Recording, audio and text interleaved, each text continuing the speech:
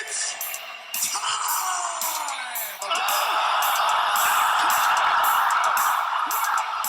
I'm a champion now. If you thought I was a pain in the ass before, you got no idea what you're in store for. Who the fuck is that guy? The Doctor and the Driver podcast starts now. Here we are. Early again. 4 a.m. Sunday morning for me.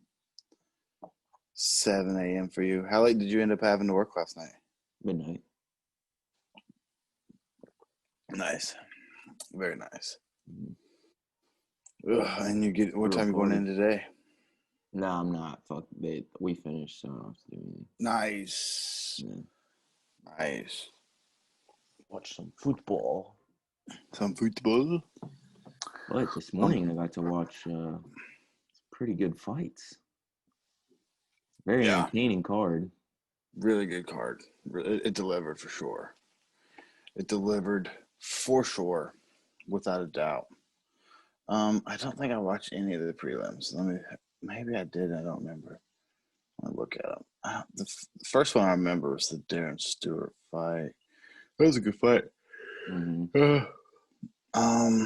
Is this episode gonna feature our special interview? I'll let you decide. So I guess you can decide whether you put this in there or not. What do you think? You think yes?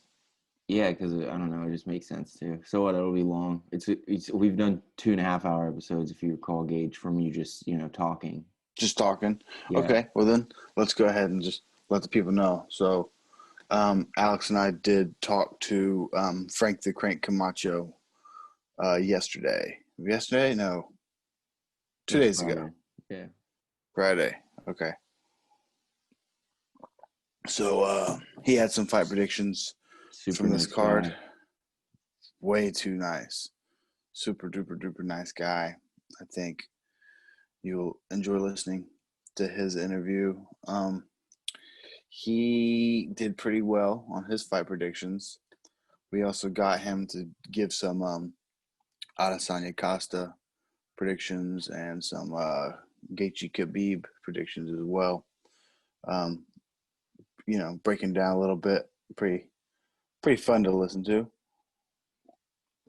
So we'll throw that in here somewhere. Alex will find a way to put it in there. I don't know how you want to do it. You just go, and here's our interview with Frank the Crank. Do you think we should? Let's just save it for the end. Okay. Do that or no? Most people put it at the beginning. You think so? Whatever. Well, listen, it's pre-recorded. Alex is going to find a good spot to put it in there. So there you go. There you go. I'll trust it. Let's see. Yeah, I don't know. Yeah. We can just start with the main card then, I guess. Mm-hmm. So I watched everything. So the first fight was Kevin Holland and Darren Stewart. Yeah. Really good fight, man. Very exciting. Really good fight. Darren Stewart looked fucking phenomenal in that third round. Mm-hmm. Kevin Holland took it like a champ, dude. His since you weren't watching live, I would imagine you'd fast forward all that shit. But yeah. He talked to, like, as he was leaving.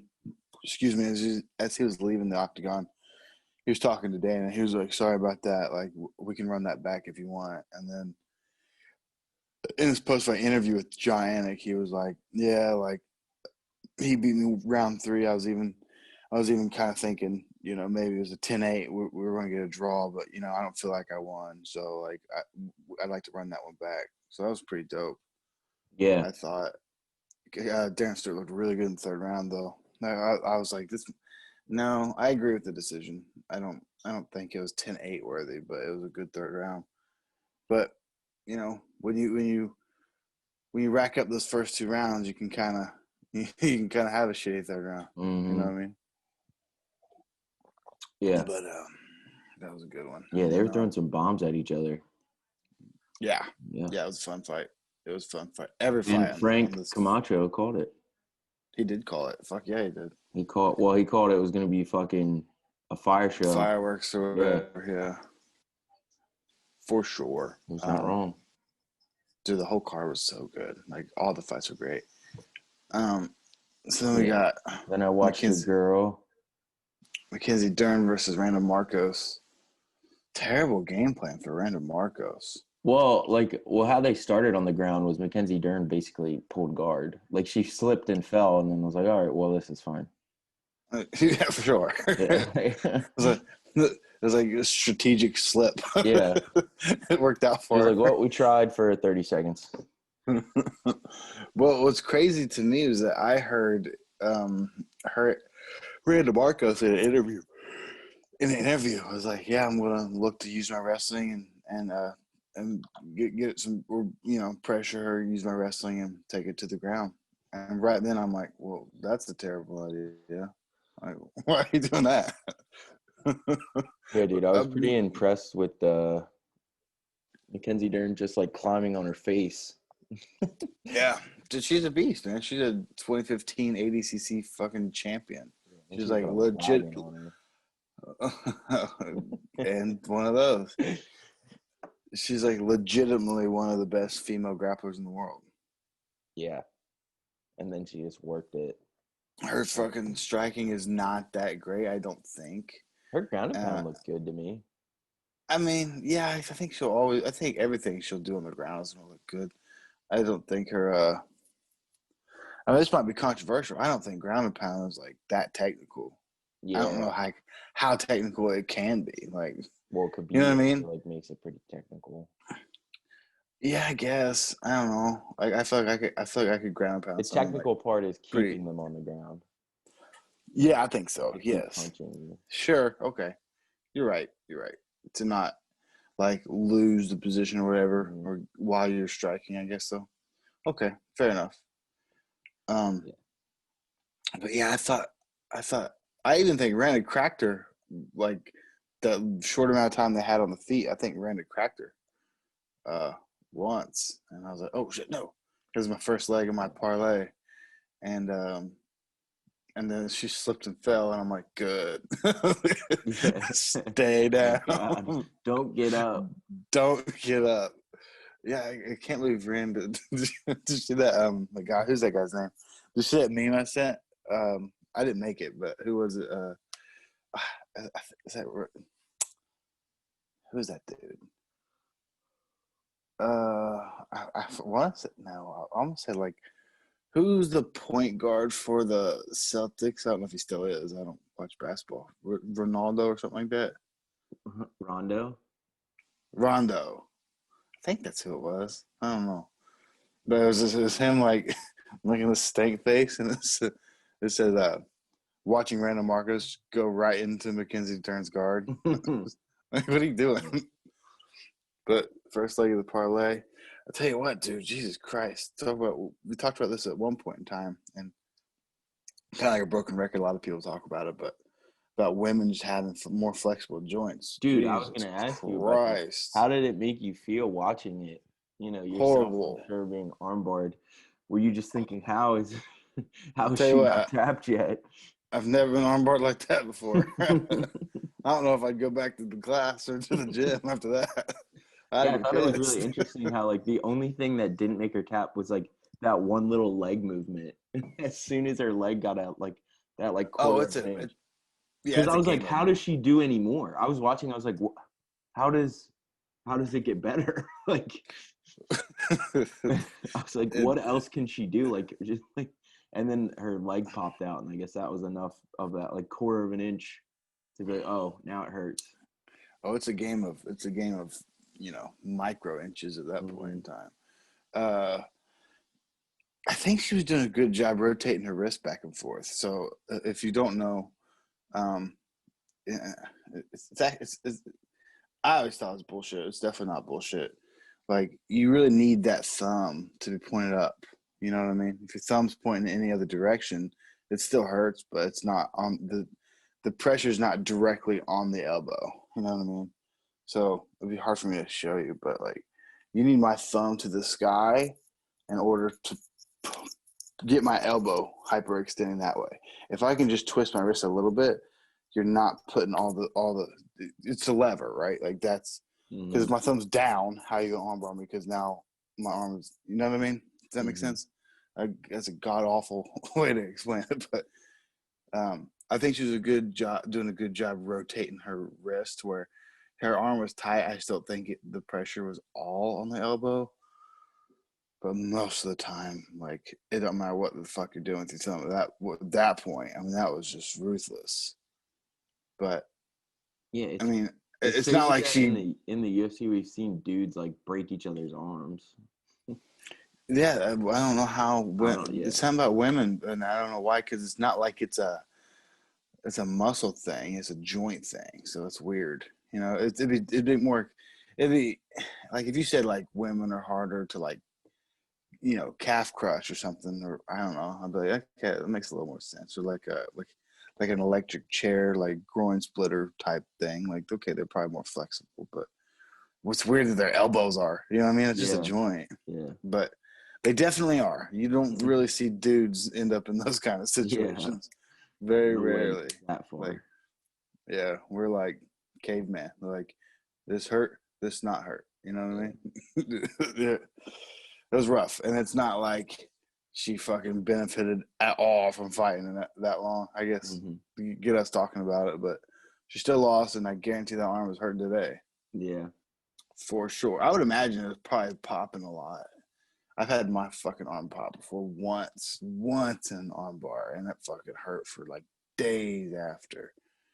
And some people's arms pop a lot. So I don't know. You're a doctor. I don't know what that is, but a lot of times your arms will just they'll pop a lot before it actually snaps.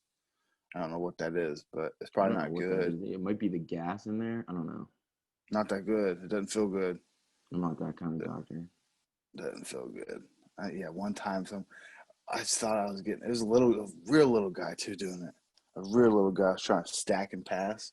I'm like, he's not gonna get this. So I'm like stacking. I'm like working my way around to his head, and then all of a sudden he just threw his hips up in the air, and just pop. I'm like, oh Jesus Christ! Like I didn't think you're gonna get anywhere near that close to getting it. And then he got it better than anyone's ever got it. Oh, my arm hurt so bad. My arm hurt so bad. Like, He's were like, you ever wrong, Gage? it hurts so bad. Like for a while, every now and then I'll move my arm in a weird way, and I'll still feel it. Ow! And I know it's from that time, which is weird. Yeah, an impressive win for Mackenzie Dern. Good for her. Yes, first leg of my parlay. Just so you know, Alex, my parlay hit. Did you know that? How? Even with the draw hit, I don't know. Yeah, I think it just takes it out. I think it just takes that fight out. Damn, my parlay did not hit. I had to go work, so I couldn't like re-up. But like I had in the early fights, Jimmy Rivera beating Tyson Nam. He got TKO'd, so that fucked my parlay. Nice. But, yeah, I think it just took it out because I think it gave me like $60 or something like that. Cool. Yeah, it was to win 130, but I also did a $5 bet on GM3 by submission, which is what we'll talk about next. But we'll talk about Johnny Walker next.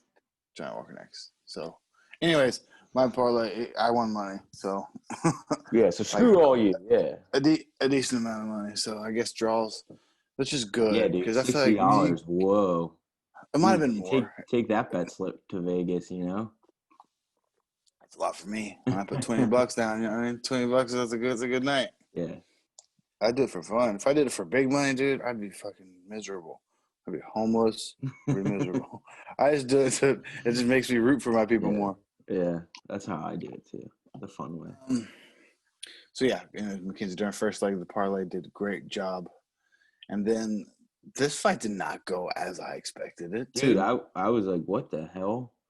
I thought Span was about to get the win. Go ahead. Yeah, I know. That's what I said. That he landed that hook, and fucking Johnny Walker looked like.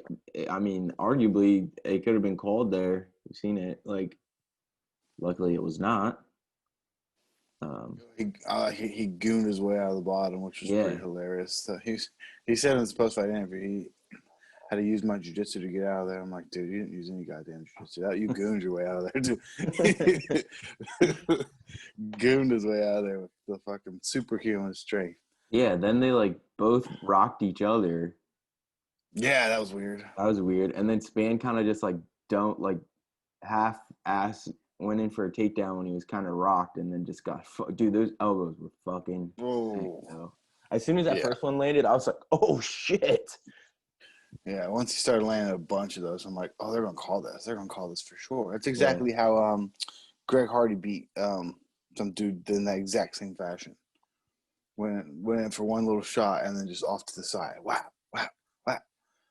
Like, it's kind of your own fault though, because it's on you. It's on you on that point to let go of the single leg or whatever. Yeah, as soon get the fuck out. Smacked in the ear.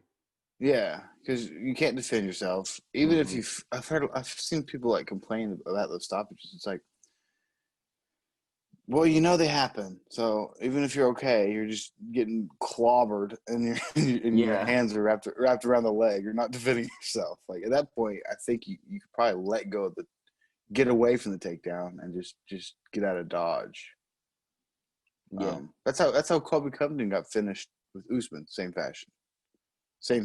Holding on to that single leg. Usman, same thing. But he did get dropped right before that. Yeah, but it was an interesting fight. Yeah, for a fight less than 3 minutes, it's pretty interesting. Yeah. 2 fights in a row, 3 minutes and some change. Or Mackenzie Dern went through, it looks like 3 minutes and 44 seconds. That was a really good really fun 3 minutes. And the Johnny Walker one, that had me going back and forth, son. Second leg of the parlay, I'm like, oh. Yeah, I'm like, oh no. Oh, shit. Get back up. What are you doing? Okay, that worked. Okay. And then he was in a triangle for a second. I'm like, fuck. And then I think he gooned his way out of that one too. I'm like, okay. It is jiu-jitsu. Right. I don't know if it was. I'm pretty sure he just fucking just jumped out of there. And then following that, another, great dude. It was like the perfect. Like the dude. Let's say so let's say Dana White really was like, yeah, fuck GM3. Like he's gonna walk through him like we're double booking him. Dude, Dana White didn't even look up from his phone. He's like, I know what's gonna happen here.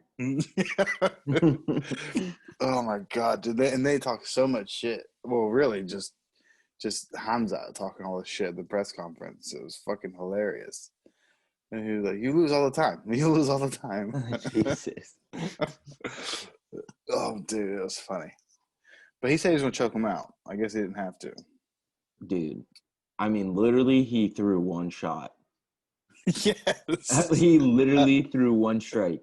Because I rewatched it, I was like, he didn't even throw a jab. He threw one strike. He's ready. That one hand. That's it. It's pretty fucking impressive. Did Gerald throw any strikes at all? No. There was one strike in that fight, and it happened at 17 seconds. That was it. He's gonna go home. Well, whenever he's probably still unconscious, but whenever he wakes up, he's gonna be like, "That's why of course they double booked him. I made it look easy." Yeah, dude. I mean, dude, talk about the hype of a dude like fucking playing up to the hype right now. I mean, right, still, he had. This was supposed to be the fight. Anyone in the top 10? No. But a very experienced guy. This was supposed to be like the hype ender. Like, even if he won, like, I was like, well, maybe he'll make it look tough. And then, if it's a tough fight with GM3, that maybe let's slow the hype train down a little bit. But it's full speed ahead. Yeah, now he's got to be. He's not ranked yet, right? He has to be ranked after this, right? They got to put him a number beside. They'll find. Well, no, probably not, because he can't pick a fucking weight class. Yeah. Anyways, what is he? Yeah, I think he's a welterweight. He's a welterweight. He's fighting Damian Maia. What's he fighting next at? Damian Maia welterweight. What the shit? Yeah. Why does he have 2 middleweight fights? I don't know. His welterweight Dude, fight he's was gonna be just double good. champ here soon. Yeah, dude. I mean, let's not get crazy. I mean, someone in Tom's Instagram chat said, could this possibly be our first 3-division champion?" I'm like, let's slow down a little bit. But I mean, obviously, he stole the show in the press conference, and he definitely stole the show last night. I mean, it's crazy how the one punch, I could talk about it all night or all morning. Like, so much surrounding it. This is why, like, I'm a big fan of storylines. Like, I love storylines. You know, look at my shirt. I mean, come on. I love the storyline behind last night. It was just fun. So the storyline of this guy comes in, a different weight class, dominates this dude on Fight Island, fights again 10 days later, cuts to welterweight, dominates this dude, takes this fight at middleweight. He has another fight waiting for him in a couple weeks. First time UFC's ever done it. Oh my gosh, how can they disrespect GM3 like that? He's got now he's got fucking fire in his heart. He's gonna come after him. He's gonna make it so Hazmat won't even be able to walk and make it to the Damian Maia fight. And look what fucking happens. He does the least amount of effort he's ever done. Just fucking pop. Yep, I'm ready for mine in a couple weeks. Dude, he says, so Yahoo Sports, Chechemwolf believes he can not only fight in both divisions, but he is ready for the championship at both welterweight and middleweight simultaneously. Well, there you go. I don't know. Israel Adesanya is a really hard fight for him, I think. You're not going to get that close to him. If he keeps winning like this. I don't think he's that big. I don't think he's that big. Yeah. I don't know. I don't know his height and reach. Adesanya is a fucking long dude. You will smash him. I'm not saying I'm on board. I like him. I think he's fun. I'm on board too. I'm just saying, like, let's not get crazy. I know. Let's not get crazy yet. But Damian Maia is a good fight for him. Yeah, I do enjoy listening to him talk. I love the shit talk, dude. I didn't even know until the press conference. I didn't know he was going to talk shit at all. Yeah, he made it really fun. I thought we were going to have a calm and kosher press conference because Colby and Tyron weren't in there. It was just, Cowboy and Nico had a good time. They were buddy, and I was like, okay, everything else is going to be cool. And then fucking, I think it's Hamzat is how you say it, but he just started talking shit like out of nowhere. I was like, whoa, I didn't know this guy was a shit talker. And then he kind of tried to talk shit to Cowboy. It did not work out well. It was pretty hilarious because Cowboy just laughed with him. He was like, this guy wants to beat me up too. And then they was like hugging on each other and shit. They were sitting next to each other.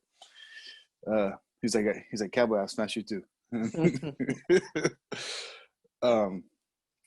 Yeah, Cowboy's really hard to talk shit to. He just usually laughs it off. So yeah, I mean, like I said, it's the shortest fight.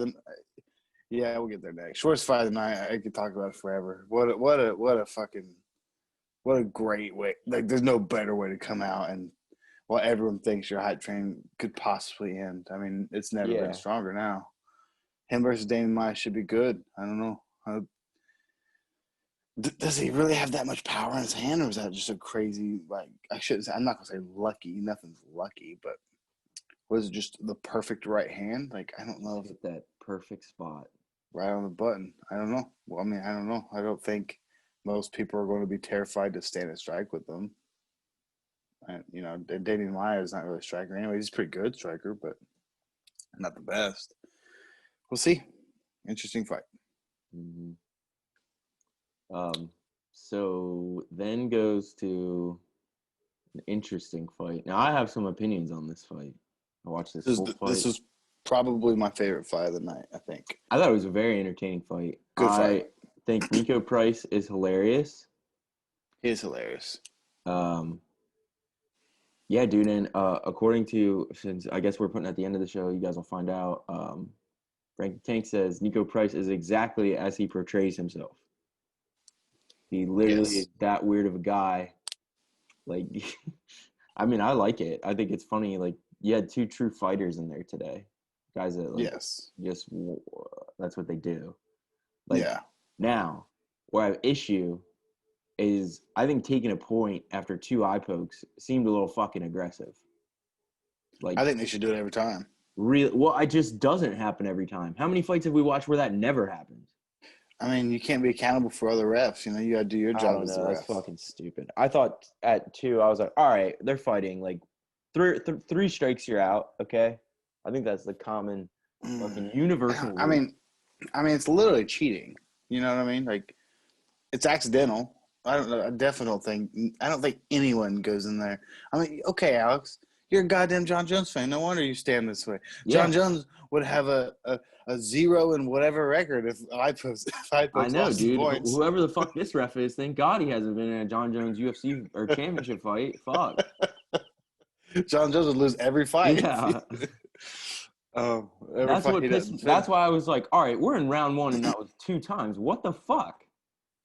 Okay, you're going off of. I'm going off of past MMA fights, like you know the precedent. Okay, but how do we move forward? This is how we move forward. I think. Don't know. I think it is. If refs really start cracking down, people are going to have to be like, fuck, I can't be I can't. And it is accidental. They're going to have to fucking keep their hands closed or something. Something. I don't know. I've never had an MMA glove on time. MMA glove with someone striking. I mean, I've done MMA grappling where I have MMA gloves on, we're hitting on the ground and stuff, but that's different. I've never been standing and striking with an MMA glove on. It's obviously people like to keep their hand open. You know what I mean? So I don't know if it's just a good range finder or what it is, but or they need to change the gloves. They need to change the glove where the fucking someone has good gloves. I think Joe Rogan's talked about it. I think he says Pride, the old Pride gloves where it curves your fingers. Like they're just natural. You can't really straighten them out, or it would be a lot of effort, and you're not going to do that. Your hands will be tired. So your hands are just always like curved. There's always a curve to it. I don't know. I think it's progress, kind of. I mean, I feel bad for Nico because I think he won 2 rounds. I scored it exactly that. I scored it the exact same way. I think Cowboys took the 3rd. Definitely. Yeah, I had it 2-1 with the point deduction. I scored it a draw. But I just think you're right. It's fucked up if this is the only time that they do it after 1. But I think they really. But still, I was like, what the fuck? Like that never happened. I think refs in the back need to go. All right, listen. Well, it needs to be like the NFL. They need to have, like, this is what we're doing. Like, this is how we're going to call it. It's all good. Everyone's going to be the same. Sure. Hard with the eye pokes, though, because no. I think they can make it really easy. They can say, if they eye poke, if they have 2 warnings. After 2 warnings, it's a point deduction. Or 1 warning and then a point deduction. No. Dude, you can't fucking see. That's a problem. Dude, you know what I mean? It's a big problem. They happen so fucking often. They happen shots. Way too often. Oh, you have a cup. No, I'm not there on nut shots. Oh, we're not I think there on nut shots? No, I am there as far as rules are rules. But 2 warnings on nut shots is fine.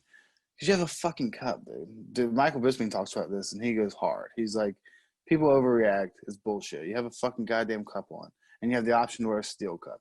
You're not. So they might hurt for a little bit. Steel cup. You wear a steel cup, a tie cup, I think they're called. Yeah, really good for arm bars. Talk about extra leverage. Yeah. Mackenzie Dern had one of them steel cups on. Well, for one, she's fighting the wrong division, but for 2, I don't think the arm bar would have went that far.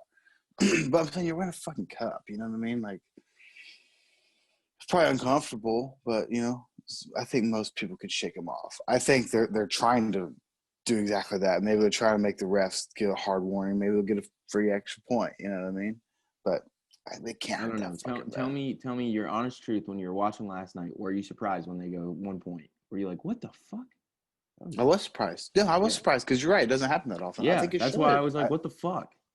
I'm just saying I think it should. I think in the back you need to go, listen, man. People are fucking did you see? I mean, look at Daniel Cormier's eye after the Stipe fight.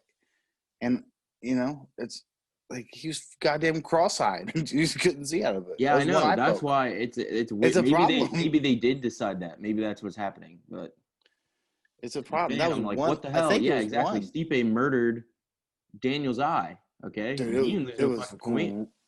It was gross. Yeah. It looked like completely crossed, like after one eye poke, and he was like, I can't see out of my eye. Like, yeah, I'm saying it's a big problem, dude. Like, was Cowboy fine? I think so. I do think so. But he's not guaranteed to be fine. What if he was compromised the rest of the fight? And Cowboy's going to Cowboy. He would never say, no, I can't see. He's going to say he can see if he can't. So, yeah, I think it's progress. But that being said, yeah, I think Nico won the first 2 rounds. I do think the second round was fairly close. It was close. I wasn't, like, so close. It was close enough I was like, maybe someone would give it to Cowboy. And one of the judges did give it to Cowboy. Yeah, one judge did, but I didn't. So you know, I want to overemphasize that. I'm not saying these things out of bias. Not the eye poke thing either. What did you think about Nico Price's reaction to the draw? I was like, yeah, man, or something like that. And Cowboy's like, dude, what the fuck? He's like, woo! Maybe he bet the draw. That was my first thought. I was like, you think he took the plus 5,000 draw?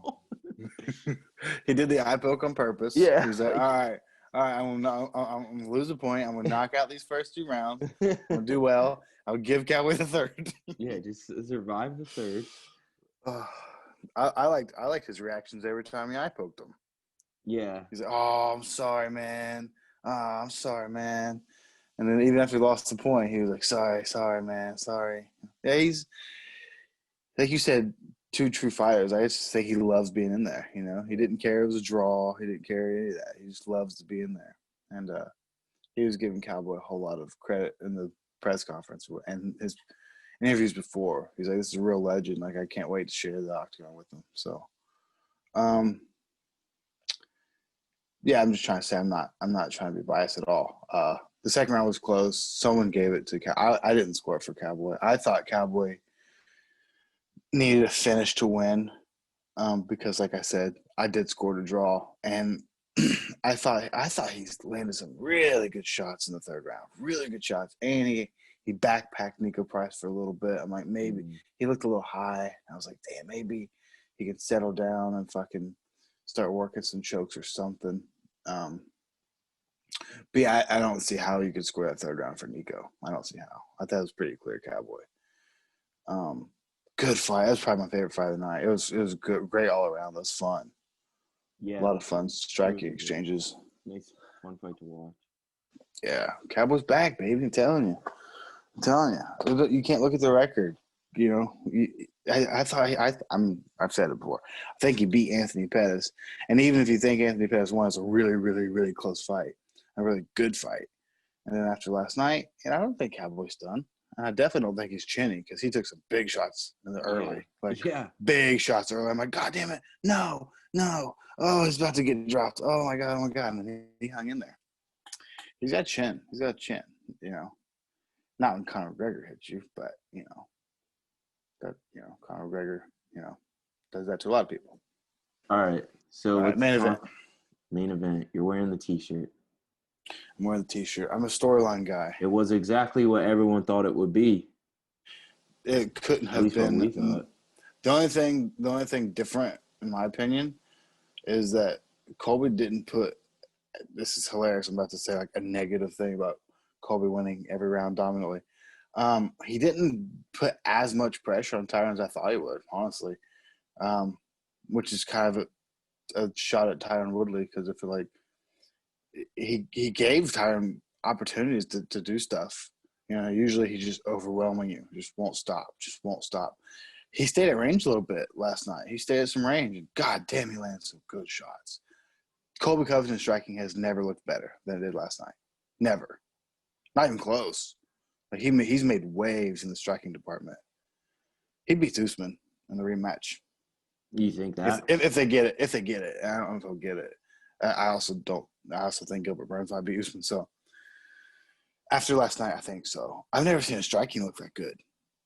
I've always thought he's an okay striker. You know, I didn't make fun. I just didn't make fun. But my buddy Justin, he said he thinks Colby can strike with everyone. I'm like, get out of here, get out of town. That's what I told me. Like before last night, I'm like, no, like, get out. Get out of I'm here. like, get out of town, get out of town. What do you know, Justin? You've only been kickboxing since you were 13. What do you know about striking? Undefeated MMA fighter, Justin. You don't know shit about striking. Listen to me here, buddy. He's not that good. I have a podcast. Okay. Yes, I know more than you. No, but I was just like, yeah, so he's okay. You know, he's okay. He's decent. He's got good volume, but no, he can't stand strike with everyone. But I hate my words. I hate my words, man. Dude, I just never looked better. I called never looked dude. Better. So is Tyron Woodley done? He shouldn't be. Because 3 fights I think in a row, man, which is awful. 15 rounds in a row. Think of it that way. 15 rounds in a row. Just getting fucking the same thing. You not the same moving. thing. Like you not really fighting. Like, well, okay. So the way I look at it is, he shouldn't be done because he's fighting the fucking. Three fucking scariest dudes in the division. I gotta keep remembering that. But I mean, it's hard. Like you said, look at it on paper. It's tough. It's tough for him. He lost this fight for everyone, dude. Like, what was it? I didn't hear it. I seen a post. I think it was below the belt. I think it was Brendan Schaub. I could be wrong, but I seen someone, and it was worded perfectly. It said, one guy's fighting to get that next title shot and get a good payday. The other guy's fighting for his career, meaning Tyron Woodley. Like, he needs this win. You know, Colby Covington doesn't need this win. You know, he's already, you know, widely considered some people would consider the number one contender over Gilbert Burns, but either way, 1 and 2. Tyron needed to prove something, and he proved that Colby Covington's really good. Yeah. What exactly happened to his ribs? It was a weird finish. It was just him screaming, basically, "Ah, my ribs!" Do you really want to hear what I think? I think he wanted out of the fight. I don't think. I know, because I was like, "What the fuck just happened?" I was trying to rewatch. I was like, "Did he like punch him? Somehow broke a rib? That'd be weird." But honestly, it looked like he was just laying on him. Maybe if I watched like a post-fight thing, they would have talked about it. I did not watch any post-fight stuff, so I don't know. I think he went out of the fight. That's what I think. You know, maybe his rib was bothering him when he went in the fight. You know, that shit happens. When he got taken down, like it just. I think he wanted out, man. I think he wanted out. You don't think it's not like Colby was doing anything crazy to him. He wanted out. He went out of the fight. He was probably getting tired. Get your ass kicked, and goddamn, talking about ribs. Colby Covington landed some fucking nasty body kicks. Jesus Christ, I didn't know he'd kick like that, and fast, real fast. Some of them he'd snap into the body, and then some of them he'd go high and head kick, and they look good, dude. They look really good. I was so impressed with his striking, so impressed. I think he beats Usman in the rematch. I do. Tyron Woodley kind of took him down at one point, which is pretty crazy. I think kind of like slipped, but and then Tyron Woodley kind of like ran the pipe or whatever. But I don't want to sound like a broken record. I just can't say enough how impressed I was. Like, I was thinking like he doesn't really want to stand and strike, like overwhelm him maybe.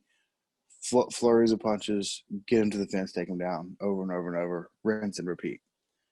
But no, he was clearly the better striker last night, the better everything. God, poor Woodley. Because where does he go from here? You know, there's probably a lot of people he could still beat, but you're Tyron Woodley. I don't think Tyron Woodley wants to fucking just be the guy hanging out in the top 15. Putting on good fights with, you know, number 13 ranked so-and-so. You know, Tyron Woodley, I think, wants to be in there to be the best. And I think this is crazy to say. I think the sport's past you, man. I think these guys, they were up and coming when you were champ, and I think they've surpassed you greatly, you know.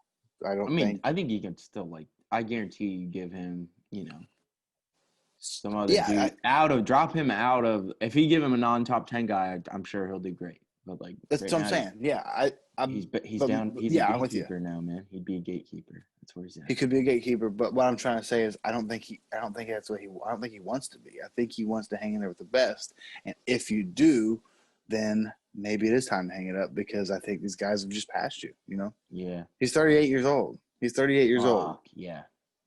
You know, like, he's still Tyron Woodley. Like, again, I try to not hate on him too much for those 15 rounds. Like, those are the best welterweights on the planet in one of the best divisions on the planet. So I don't want to give him too much shit, but I'm just trying to say, if you're in there to prove you're the best, you ain't beating those three guys. You want to be the fourth best?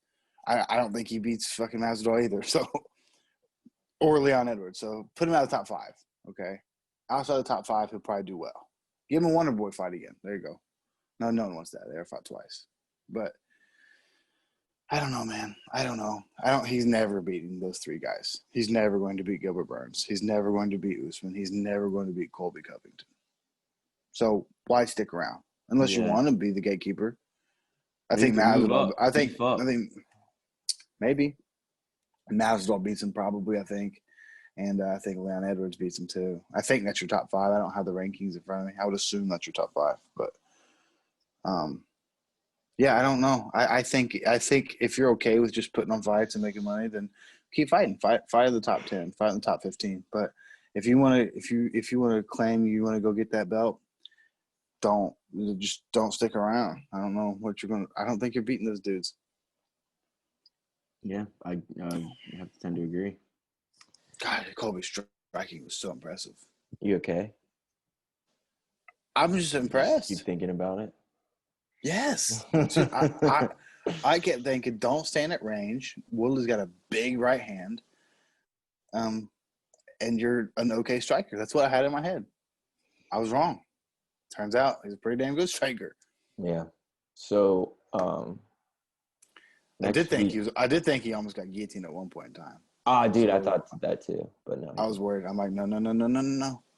But like how calm like Dominic Cruz was, like, no, he's got the leg here, he's fine.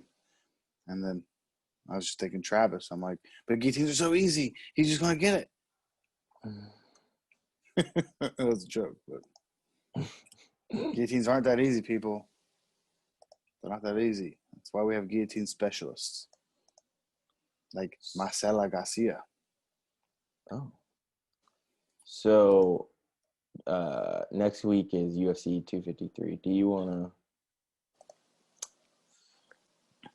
We gotta do predictions for sure. Just the main card, probably. You know what? I'm gonna look at it real quick. I feel like some of them sucked up there. I know. Let me look at it real quick. I don't remember. Hang on. I feel like this UFC, this fight night, besides the two main events, it was better. I mean, the 2 championship fights you can't argue are better, but like when I look at the undercards, I'm like, okay. Overall, last night's fight night is better than this pay-per-view. Yeah. Dude, going into the main event, I was so jacked and excited. I felt like I was watching a pay-per-view. I was like, this is I know. You see, they showed someone walk out. I don't know if they showed. I think they showed Colby walk out, and then tell the tape roll, and I'm like, whoa! And I'm like, I didn't pay for this. This is crazy. Yeah. It felt like a pay-per-view. Plus, not only was the card so stacked, which we talked about, and obviously we talked about with Frank. Frank said the same thing. Not only was it stacked, they delivered. All of them. Every fight was bananas. All of them. The finishes were bananas. What went the distance? Cowboy and Nico Price was bananas. And then I think the main event was great. Good fucking fight. Good big names, big turnouts. That was the best card I've seen in a long time, honestly. Overall, there's always good fights here, some sleepers here. And last night, every fight was like, I know this guy, and I know this guy. Yeah. I know this guy, and I know this guy. Fight. And they have an exciting fight. Yeah, usually it's like, keep your eye on this kid. I've never seen him before on a fight night card. You know, a lot of those. But, oh, what a good night. I'm fucking wide awake. I probably shouldn't have even slept. All right, so you're going to just do predictions for the 2 title fight, yeah. All right. I do like Kara France though. I don't know the guys fighting. Sarah Eubanks fighting again. That's a quick turnaround. Unless that's not actually fighting. I don't know. Actually, I think that fight, Caitlin Vieira. I think she's a jiu-jitsu girl. Can you pull that up? We won't do predictions, but can you pull up Sarah Eubanks? It says she's fighting Caitlin Vieira. Yeah, Can you pull up? That is a quick turnaround. Didn't she fight 2 weeks ago? I think so. Yeah. This girl's 10-1. She's Look up if she got a Brazilian. lot of submissions. So It's always a good sign. Can you look up if she has a lot of submissions? I think she's a jiu-jitsu girl. she has 4 wins by submission, 2 wins by knockout, 4 by decision. Okay. Pretty The sure. last fight she got knocked out by Irene Alade. Ooh, the Mexican chick. Irene? Is that what you said? Yeah. Okay. Well, anyways, never mind. 10-1, damn good record. Yeah, we'll just do co-main and main. Then you can roll tape Frank Camacho. Okay. Because Frank Camacho also gives predictions for this fight. So. Yeah. I mean, the main and the co-main are dope, but the rest of the card is not that great. Alrighty. So we'll start with the co-main. The lot of consideration. I still think Dominic Reyes beats Jan. Okay? I think so too. Dominic Reyes takes the mantle of John Jones. Do I think he'll be the champion long? No. Maybe 1 or 2. Think he's going to share some holders? Yeah. I think it's going to move around a little bit for a while. You know what I'm saying? Yeah. I don't know. I'm sure there's some 205ers that'll be a hard style maybe for Dominic Reyes. I don't know. He's shown he's really hard to take down. Striking's pretty fucking good too. Yeah, he might be champ for a while. I don't know. I think we're talking about like he already won. Yeah, I know. He does have to beat Jan. He got a tough fight with Jan. Yeah, that's what I was going to do. I was going to look at the odds. Let's look quick. I think Jan's an underdog. I would imagine so. He definitely was, at least when we looked like 2 weeks ago. Probably not that big of an underdog. I wouldn't imagine. I bet that the lines are going to close here. Yeah, it should be close. Okay. Sure, Europe is behind Mr. Blachowicz. Yeah, once that Euro money comes in, man, who knows what's going to happen. He's Polish, yes? I think he's Polish. So. Yeah, dude, my parlay fucking. I've been to Poland, Alex. That's cool. Did you like it? Yeah, everything was really cheap. What was the food like? Good. I mean, I didn't get a Polish. What's Polish? What's their most famous dish? You wanna what? Young J chick? That's their best dish. I don't know. I'm just kidding. Dude, you're a worldly traveler, bro. I am, yeah, but I think I ate hamburgers and fries, bro. Polish. What the fuck? What are they known for food? I don't know. Sausage? Maybe. I don't have that answer for you. I was there for a few days. I had a good time. I remember I sat down. I ate a burger. Pierogies. Pierogies are Polish. That's what they're known for. Oh, I don't know what a pierogi is. What's a pierogi? Educate me. What? You lived in Pennsylvania, dude. Okay, well, educate me. Maybe I do know what it is, and the name's lost on me. It's that thing that's basically like a fried mashed potato, like chicken nugget. That's a good description. So instead of meat in a fried thing, you fry a potato, like mashed potatoes. That's okay. Crazy. Well, okay. You've definitely had them while you lived here. It's impossible. For sure. Yeah. I might have made it out without. I might have made it out without having one. They're fucking good. It sounds good. No, but I remember everything was cheap for U.S. money. Pretty sure you could eat and dine and stuff for pretty cheap as far as like I once we transferred currency, you know what I mean? I think so. Pretty confident on that one.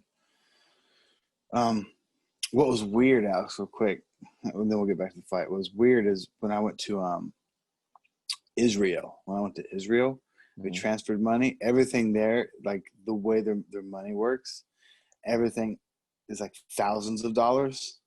The way our currency, just, you know what I mean? Yeah. So I put in a couple hundred, and it transfers to like whatever $500,000 of their money. But then again, like if you get a beer, it's like that's $10,000. You know what I mean? I don't remember the currency, but it was confused. I was like, it was really confusing to my dumb American brain. I'm like, is this expensive or is this cheap? Like I'm about to buy something, I'm about to buy a drink, about to buy something. I'm like, is this cheap or is this expensive? I don't know. That seems like a lot of zeros. It's a lot of zeros, but then, yeah, it was weird. I don't know. It was very strange. Very strange. So right now, Jan is still a pretty heavy underdog. Plus 220 underdog. That's pretty heavy. That's pretty heavy. I think you're right. I think Minus you're right about the lines closing in. Yeah, next week that'll be different. I mean, I bet it'll get down to like plus 180. Reyes will be like minus 240. Maybe. I hope he gets down to like minus 220. Well, to caveat what you said, I think Reyes wins as well. I just think it'll probably be a striking match. I think he's probably a little better striker. Jan has some crazy power, but so does Reyes. You gotta remember, Reyes sleeps most dudes with that straight left hand. Mm-hmm. I expect probably a good fight though. I think it'll be a good, fun striking match. I'd like to see a finish, but I'm thinking probably a decision for Reyes. I don't know if we'll get him out of there. Yeah, I don't think so either. Jan's a big fucking dude. He's probably hard to put away. Yeah, I think Reyes, but I mean, to be honest with you, I really wouldn't be surprised if Jan pulled it off. Like, I'm not like crazy confident in Reyes, like he can't be stopped. But I expect a good fight. I just think Reyes will get the better of the striking exchanges. Mm-hmm. I don't think we'll see any grappling. So. Yeah, I'm with you there. And then here's where we differ, sir. The main event. Yeah, dude. I'm excited. We won't spoil what Frank the Camacho predicts. So we'll just stick to me. Frank does give a prediction here, though. What do you got, Alex? Yeah, I think the weird dancing guy who cries about cats is going to lose his title. So I think he's going to try to keep running away. And Paulo's just going to keep coming after him, and he's going to smash him. He's going to smash him to where he can't dance anymore. That's what I think. Stoppage? Yeah. What round? For sure. Third. Okay. It's not a crazy prediction. You think it's total dominance by Costa, or you think it's close until then? I think it's total dominance. Okay.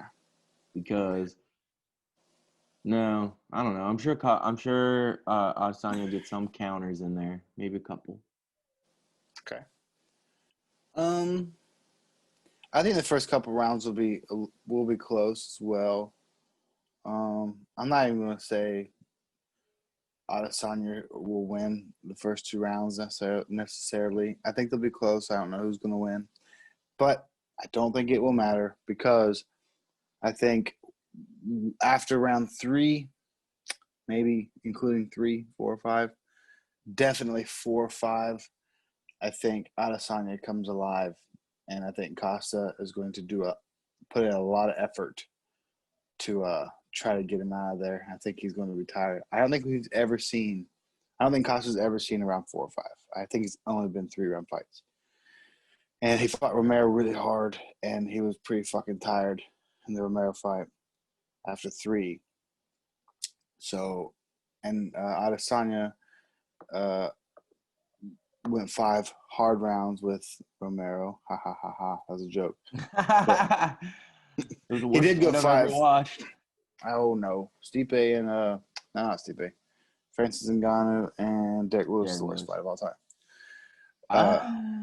I don't think no. I think you can put Romero Sauber. I don't think so. What it was a championship fight. That was the issue. Okay. I'll give you compared to a 3-round, like, oh, two guys that are supposed to be like they're the main card. They're on the fucking billboard. You're right. I mean, definitely. I'm not saying it wasn't a boring fight. It was a super boring fight. No, that other fight was more boring. Remember the first 2 strikes that Yoel threw in the first round? Those weren't boring. It was boring. That was a joke. But what I was going to say, as not a joke, was he did go 5 hard rounds with Kelvin Gastelum, and he never seemed to fade as far as cardio goes. So I'm just making a cardio statement. I don't think he has a gas tank issue at all. So I think Paulo Costa is going to probably gas out after 3, especially if he comes at him hard, which I think he will. And then I think Adesanya just becomes a countering machine, and I think it's a 4th or 5th round finish, I think. You think Paulo wears makeup? I don't know if he'll wear makeup for this one. I don't know if he will. I think he stays. I think he saves that for when there's fans and he gets to. Damn, dude, both undefeated. Interesting. I think it's the 3rd time this has ever happened. 3rd time it ever happened, I think. Yeah. Someone's O's gotta go. Oh, that's nice. That's fun. That's a fun little rhyme. Thanks. I didn't make it up, but I'll take it. Yeah, I think Adesanya with a late stoppage. That's what I think. But I mean, this has everything. Like Dana White said, like this would be really hard for this to be a boring fight, because Paul is going to come after you for sure. Did he pee yet? Did he pee yet? Yeah. Did they test for piss? Hopefully not. What happens? What happens in I don't know what happens like in bets. What if they get disqualified at they can't take your money away, right? Yeah. I don't think so. No, definitely not. Yeah. You mean like if you make a bet and the fight doesn't happen? No, you make a bet, the fighter wins, and then the next day it turns out they pissed hot. Oh, I don't know. Maybe you get refunded. I don't know. No, you still get because you get your payouts instantly, so they can't retake your payout. Oh, okay, yeah, for sure. Yeah, definitely not. Anyways, it should be a very exciting fight. I hope so, Gage. Definitely should be. I had a fucking notebook. Because if it's not, I'm gonna hate Starbender forever. Okay, well, I mean, he's definitely not a boring fighter. He has almost all knockouts. If he has another boring fight, he has almost all knockouts. You're remembering one fight. It was ridiculous. A big fight in my memory because it was so goddamn boring. And the year prior, he literally won Fight of the Year. Well, he should have kept doing that. No, I mean, I live in the now. What have you done for me lately? I think he's gonna. I think both these guys are gonna have a very exciting fight next week. I think. Have anyone seen? Does Paulo Costa have Instagram? Because last time I saw him, he looked kind of fat. Is he back to being crazy jacked again? Crazy jacked. Oh, that's another bold statement, Alex. I think he might miss weight. Really? I think he might. He's a fucking. He looks big. Dude. No, he's just big in general. I mean, I think it's crazy. I don't think he's ever missed before. I think that's nuts. I think it's only a matter of time. But yeah, he got big. I think he's probably trying to lose more weight than he typically does. Oh, I posted a video of Sonya on there. He's fun Instagram follow, actually. Blog das Poderosas. Qual será a sua estratégia para vencer borrachinha no dia 26? Rapaz, o negócio é o seguinte. It's an over. I wish I knew whatever language he was speaking. It seems funny, but I don't. So I'd imagine it's Portuguese. Oh yeah. So it's I think it's Costa talking, right? It didn't sound like him. I know, but why would Adesanya answer a foreign question unless they're dubbing it? Oh, I have no idea. I can't see the video, obviously. Okay, sorry. I don't know. I don't know what it's all about. He actually is a pretty fun follow on Instagram, though. He talks shit. He's got secret supplements? Yeah, they're called steroids. No, dude.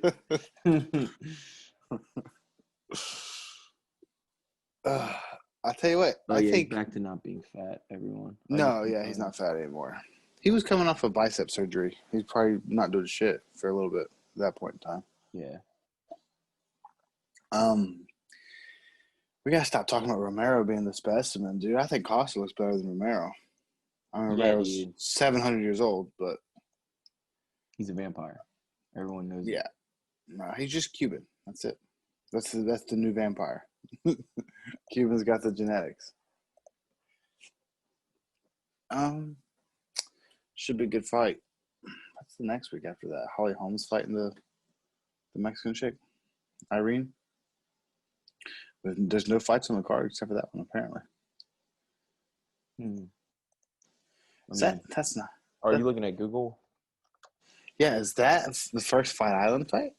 No, the first Fight Island fight's next week. That's right. Oh yeah, Alex, you know this is going to be during the day. What? Wait, UFC 253? Yep. It says Saturday at 10 p.m. So definitely not. It'll be during the day. You're telling me Google is wrong? wrong? Sorry. They make the fighters fight at like 4 a.m. dude. They care about the market. Gaethje and Khabib will be during the day. That's what they said. Jeez, fucking guy. For the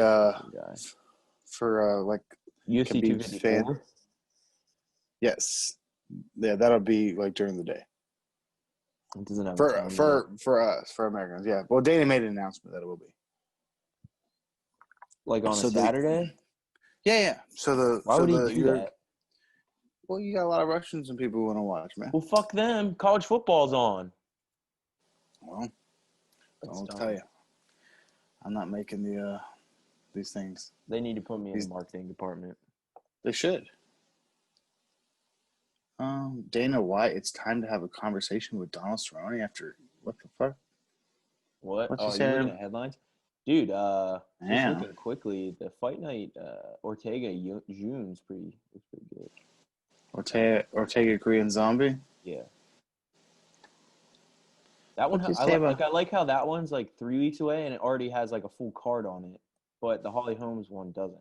How the fuck does that make sense? Hang on, I was reading something.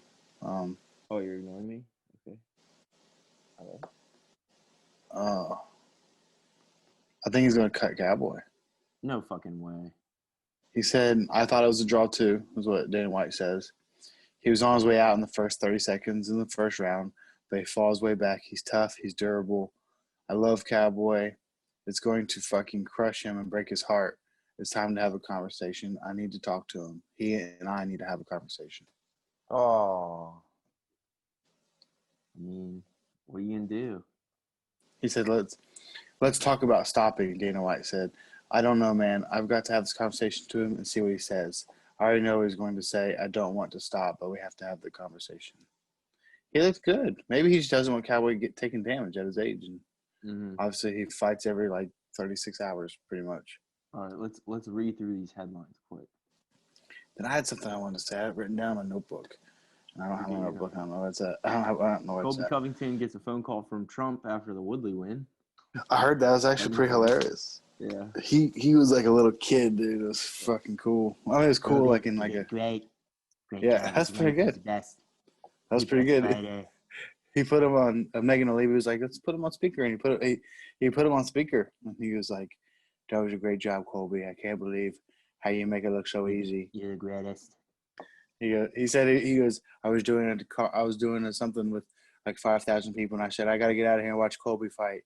That'd be pretty cool, though. That's what he said. I mean, that's what happens when you're like, pretty big fan of him. But yeah. I think it's cool they got a good relationship, and this is not anything political. Like I could give a fuck about politics. We see your Instagram, dude. Okay. Dude, like literally, Colby Covington would be just as fun if he was the same character, but like a Bernie Sanders, like dude. I know, yeah. I think it'd be just as fun. Weirder. It'd be even kind more of fun. really funny if he was like a mean left wing guy. It'd be hilarious. Man, we gotta let everyone in these country, but you It'd be, yeah. I love the character thing. It would be funny. There should be a counter. It'd be hilarious. I don't get. I think it's funny. So many people take it to heart and they're like, I hate that guy. I'm like, it's just a fun little character, dude. Like I said, I would be just as big of a fan if he was the other way. It's still the same character. It's just fun. But I did have something I want to talk about, Alex. What? There's this guy. I won't say his name, but there's this dude at our gym who's like, pretty good wrestler. And he just like constantly like telling people to show up to like our no-gi classes where we do a lot of takedown stuff, right? And he's like he's been very vocal about it, like trying to tell people to you need to work, don't be butt scooting, don't be pulling guard, like that's lame, like we need to wrestle more, we need to do that, like we need to work on our wrestling. And we've talked about this on the podcast before. Because I don't care. I don't care about wrestling. I'm not. If I was going to pursue MMA, I would take it. I would do a lot of wrestling because you don't want to play from the bottom really in MMA. But I don't mind playing from the bottom in jiu-jitsu. I think it's fun. It's a sport. You know what I mean? So anyways, like it's whatever to me. But this is what I want to talk about. So the same guy that's so adamant about getting better at your takedowns and stuff, like. Not that great at jiu-jitsu, which pisses me off, Alex. You know what I mean? Like he keeps telling people, so you're like, maybe you should practice the thing we're all here for. Well, I'm like, okay. Well, and my thing is like, there's no way to say this nicely. Like I'm almost like an asshole. Like I fuck you up. Like when we spar, like I destroy you. Like you want to preach to everyone about working on their fucking takedowns. Maybe you should work on your submission grappling because what are you gonna do with that takedown? Get submitted? Good job. Like you're gonna take someone down and get submitted on the ground. Dude, is this the guy you rolled into? Is this the same guy? No, different guy. the guy's not an asshole. The guy's a nice guy. He's a nice guy, but I just think if he wasn't so vocal about like everyone needs to learn takedowns because like pulling guard's gay or whatever, I'm like, well, you know what, dude? You know what? Maybe. I got a whole meme page against you. I'm just like, well, I don't say anything. I just do what it is. But I'm like, you just go home and create your art. This fucking guy pulling guard's gay, huh? No, I'm just like, I started turning it up a little bit on when we were sparring, like, but like it's like. Okay, like you get your takedown, but then what? Like, I submit you every time. Top, bottom doesn't matter. Like you're not that good once you get down here, buddy. Like maybe you're right. We all should work on our wrestling, but maybe you should probably work on your jiu-jitsu instead of telling everyone they need to work on their wrestling. Like it's not a wrestling gym. This is not a wrestling gym. You don't take me down and win. You take me down and lose. Take me down and lose around here, buddy. I don't know. Was that your thought that you had to get off? I had to get off my chest. Yeah.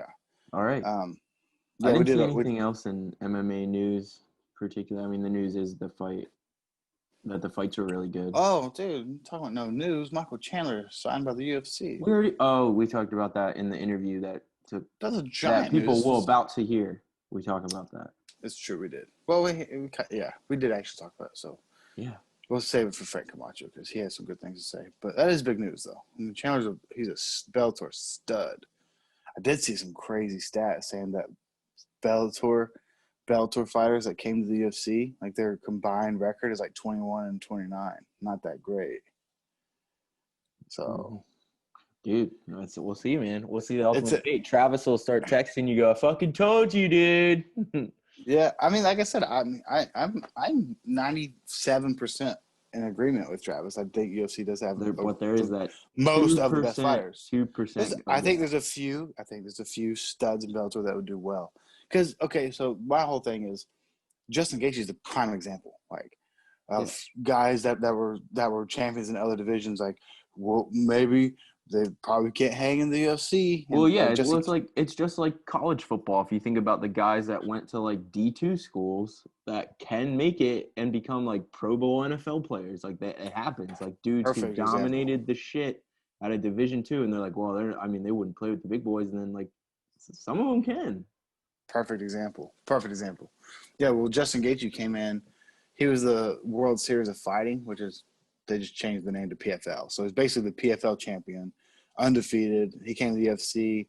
Oh, this kid's going to get shut down. And then his first 2 fights he lost. So everyone's like, see, these guys can't hang with the UFC. And now look at Justin Gaethje. So now we're about to see him defeat. Hopefully. I am a big Khabib fan. So, but I do want Gaethje to win for sure. I bet Khabib's done after this fight, right? Or no, he said he will fight George St. Pierre. He wants to fight George St. Pierre. Was that before his dad died, though? This is after. Well, both. I think he stuck to it. I think he wants that wants to be his sunset fight, offered to the sunset. But anyways, yeah.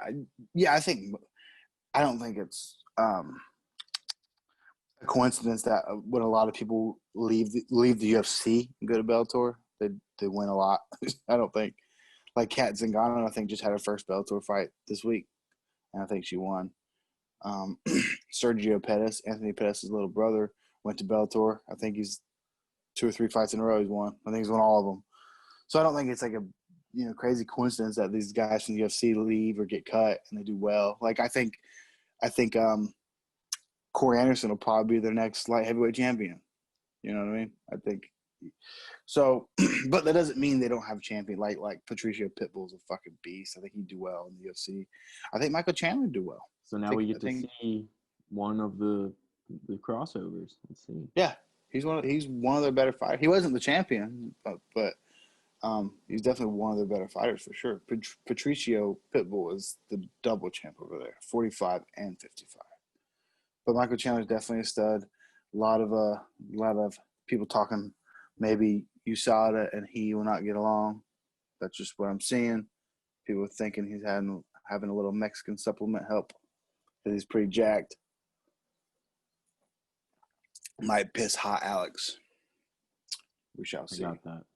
I don't think he would. He probably wouldn't fucking sign the deal because it's hard to get away from USADA. I mean, John Jones fucking walked into a room with steroids and he fucking popped, apparently, according to you.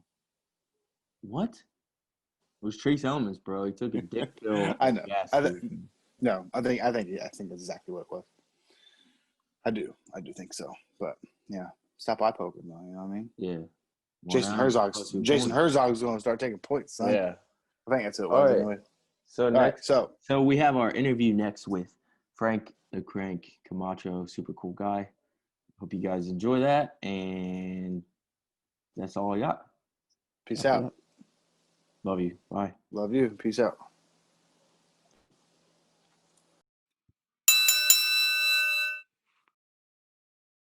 Yo. What's up, buddy? How you doing? Good, man. Sorry about that, dude. I just finished a workout. Oh, you're all good, man. Hitting up on the bike? Yeah, and then I just did some here, actually, I'll show you guys my setup. Sure. And then I just put like a little line just across, just so I can do some like boxing head movement drills. Okay. Yeah, today's my last day, man. I'm super excited. Oh shit, yeah. Where are you currently held up? Fucking enjoy that beer, bro. Hell yeah. Hell yeah, son. Where are you held up, Frank? I'm in Irvine. Okay. Yeah. So today's your last day. Where you taking off? Where to tomorrow? Oh, I could leave the house finally, you know? Gotcha. How you feeling, man? Feel pretty good. Good. Yeah, thank goodness it didn't kick my ass too much. I mean, we could in the freaking podcast, you know, so we don't freaking shit. Hold on. Am I still muted? Hello? No, you're good. I hear you. How you guys doing? Good, man. We should probably introduce ourselves. So my name's Gage. I'm the one you've been talking to on Instagram. My name's Gage. Solid, Gage. And then nice to meet you, man. And then that's Alex, my co-host. Yes. Yo, what up, Alex? How's it going? Man, enjoy that beer. Have a beer for me, please. Yeah. Are you gonna? When are you gonna have one, man? Probably after my next fight. Okay. And Yeah, so obviously we know that the Brock Weaver fight couldn't happen. Obviously, it's a shame. Yeah, dude. Super bummed, dude. Yeah. So you know, I was looking, like, even myself, man. I was looking forward to that fight. I mean, aside from me loving to fight and love doing it, like I love the matchup, you know. I Hell think yeah. it would have been a really good fight, man. And yeah, it was unfortunate that he lost. I mean, like I'm always fighting and training to win. You know what I mean? So I mean, he would have had a loss anyway if he fought me. I think. Yeah, you know. Hey. There's a confidence. I love it. Yeah, I mean, you have to, like, look, I'm not in the game to just try to survive, or whatever. I mean, my record's not really the best right now in the UFC, but I felt like that matchup was really good for me. I would love to run that again. I'm not too sure how that's gonna work though, but so I finished my 10-day quarantine today or tomorrow actually, and then I go get tests to make sure that I'm negative, so that I could go to the gym, and then also to I could start working on a rebooking of a next fight. Hell yeah. We're actually supposed to talk to Brock Weaver tomorrow. We're pretty good, big fans of his. He's awesome. Was there anything that Jalen Turner exposed in his game that you had seen as a weakness or anything like that, and you were planning to exploit? No, I think Jalen's approach was kind of the same as what I was going to do. I was going to get in his face and start putting pressure. I think it was a very difficult adjustment for Weaver, because me and Jalen are two totally different body types. Yeah. And fighting styles. Jalen he's a southpaw, but I know he switches. And it's kind of a bummer, man. But that's the fight game, right? You gotta adapt on the fly, within days, hours. Shit, seconds, dude. When leather's flying. I think that I would love to run it back with Weaver. I'm not too sure. Maybe you guys can ask him when you guys talk to him. That would be so dope to run it back, and I think it'll be a good one for the fans. Fuck, I think it'll be a good one for me. Yeah. A good one for him. A good one for him. Absolutely. We can definitely ask him that tomorrow. Hopefully everything lines up and we can talk to him. I was going to ask about how do you think? So is Jalen Turner in the same weight class? Because he took that fight on pretty short notice. I was wondering how he made the cut so quick. Yeah, well, I know they fought at 165. That's right. It was a catch weight. Gotcha. They fought at 165, and he was preparing the week before, and his fight got pulled. I don't know if you remember that. Yeah. Perfect timing. So he was, he probably like pigged out or whatever, but man, in 7 days, even 5 days, you're still in pretty good shape to take on fights. He kind of like pulled back on the gas pedal a little bit in the second round. But nothing too crazy. Like man, you're in fight shape. He's always training. He's a beast. I'm a huge fan of both of them, and me and Jalen are actually managed by the same guy. So I've run into Jalen so many times. He's cool cat, man. Really cool cat. That's awesome. I think on the broadcast, Michael Bisping said that they've been sparring partners in the past. Have you ever ran into Bisping or anything like that? Or is that just I know, because I know they train at the Ruka gym. And okay. I with Jason Perillo, and yeah. I know Bisping goes over there, but when I'm out here stateside, I'm here at Timoyama, and the Ruka gym's right down the street. I've been there before. Awesome people. What they got going down there too is great, man. My teammate Chito Vera trains with Perillo, and and some other guys up there too. So it's like it's kind of cool. It's kind of as big as MMA is. It's still very small. Yeah, for sure. It's a good and speaking of your friend Chito Vera, it's a good time to be invested in the Chito Vera train, huh? Oh yeah, for sure. Man, we Chito has always had a really strong kicking game, and he definitely exposed a huge part of Sean O'Malley. Everyone's gonna chop those legs now when they fight him. For sure.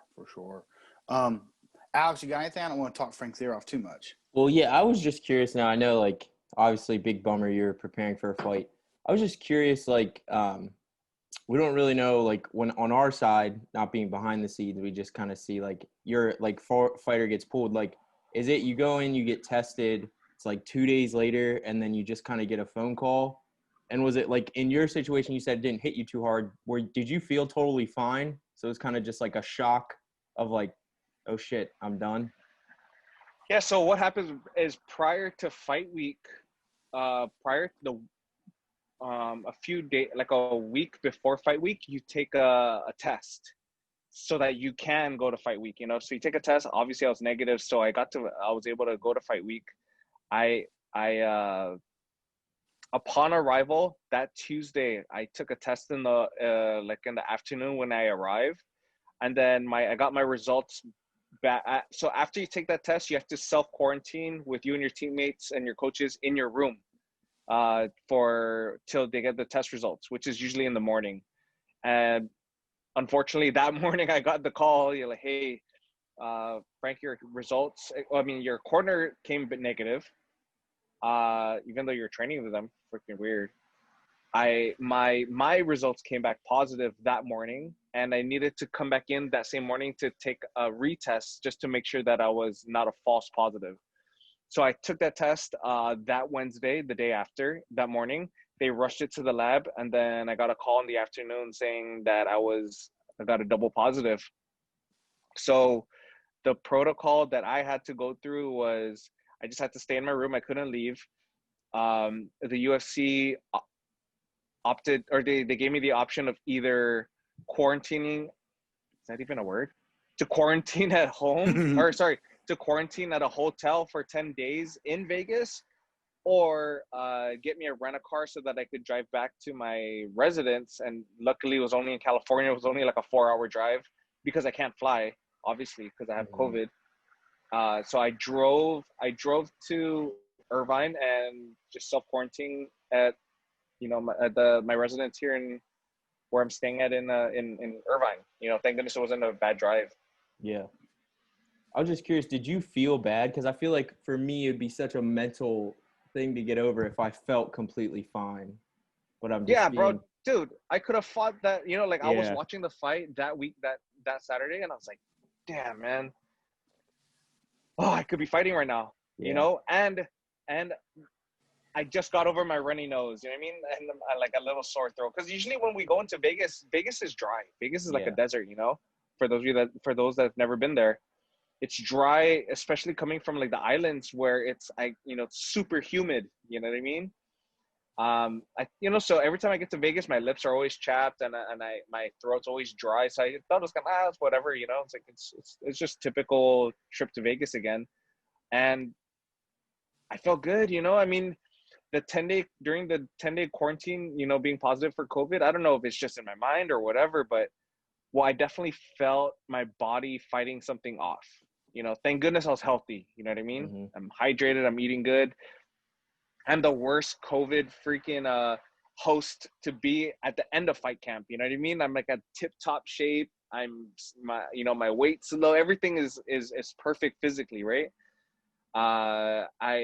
If anything, I could have, if I didn't know, I could easily have fought, you know what I mean? But the last thing, of course, obviously, right, I don't want to spread it to people and then it spreads to people that can't combat it. But yeah, just, I had a runny nose, little sore throat. The runny nose was over within like a few days. I felt body soreness, but I honestly thought it was just like the end of camp soreness. I did try to go get on a stationary bike, probably like 5 days after, and I could feel my lungs, I was like, oh shit, like, damn, there's, I'm not dying, but like, I could definitely feel my body was fighting something. But other than that, man, I'm so thankful, bro, that it didn't kick my ass. And man, I hear that, other symptoms from other people that it just wrecks them,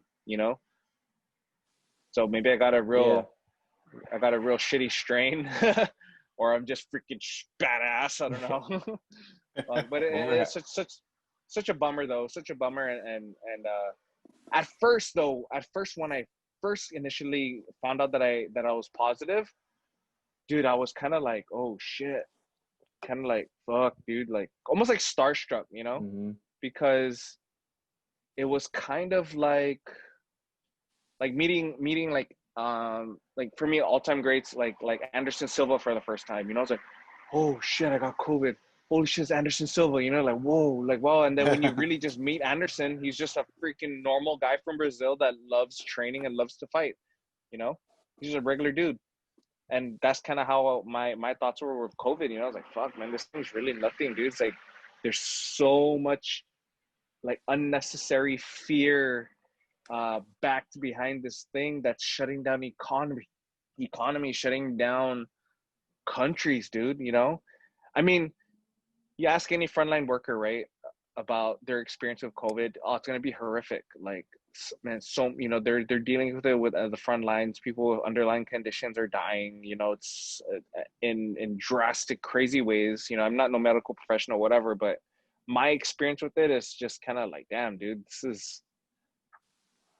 is so whack. You know, like I just hope that everyone just owns up to their like physical health and their mental health and just fucking, don't fear it, but it's definitely dangerous, but don't fear it. Mm-hmm.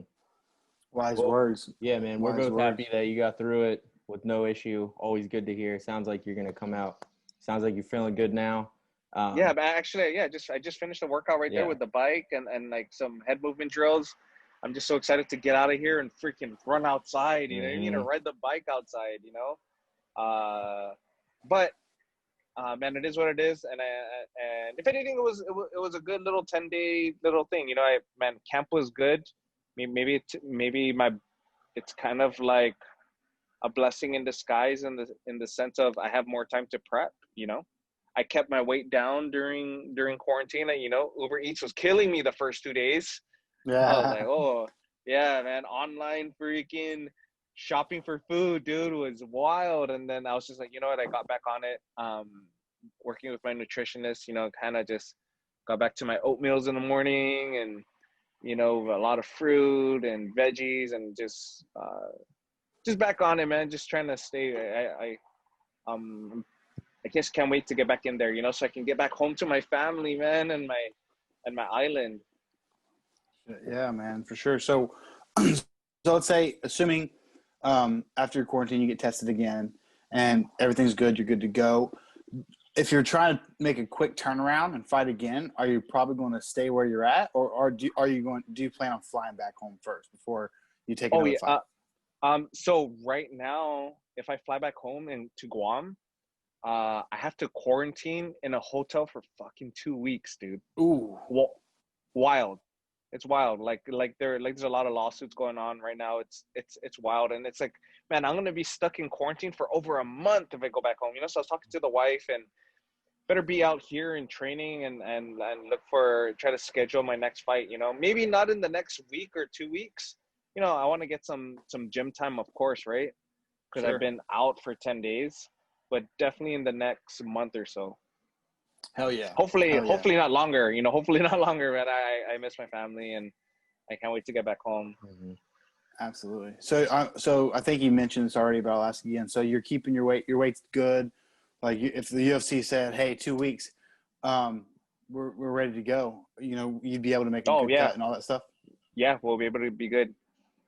So the UFC is going to go. They're going to Fight Island starting next weekend. Adesanya versus Costa is going to be in Fight Island. So let's say you got retested. You're negative. You're good to go. Would you hop on a flight to Fight Island to fight in a couple weeks? Preferably not. But I mean, man, honestly, it's really what the company needs me to do. You know, man, I'll be ready. I would love to go to the Gaethje. I would love to be on the Gaethje Khabib card. That would be fucking dope. You know what I mean? Yeah. Man, there's a lot of great fights coming up to a Fight Island. So ooh, I know we got. And then we'll save it for the end, but we want to get your predictions. So we'll save it. Yeah. We'll save it to the end, but we want to get some predictions. Okay, for sure. And they just signed Chandler, so I mean, yeah, that's another thing that we can talk about. That's going to be great. Absolutely, man. How do you think Michael Chandler's going to do in the UFC? I've had the privilege of training with him before. He's a stud, man. In and out of the cage. He's a stud. Oh, yeah. Yeah, I'm a pretty, I wouldn't say a big fan. I'm not overly familiar with him. I don't typically get the chance to watch Bellator as much as I would like to. I am a fan of the promotion though, and all the fights I have seen of his, I mean, he's pretty unbelievable. He's just a brick wall. You know what I mean? So yeah. I was hoping they did the Tony fight, man. I know. Hey, we never know, man. You know, like you just never know with the UFC what could happen. So I'm staying posted, dude. As a fan, I'm like, what's gonna happen? What's gonna happen? Dream. All right, Frank. Your dream UFC debut for Michael Chandler in the lightweight division. Who you got?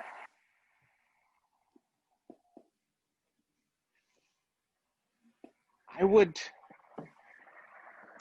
have set him up with Tony. I wouldn't set him up with Tony. Paul Felder. I saw someone post that.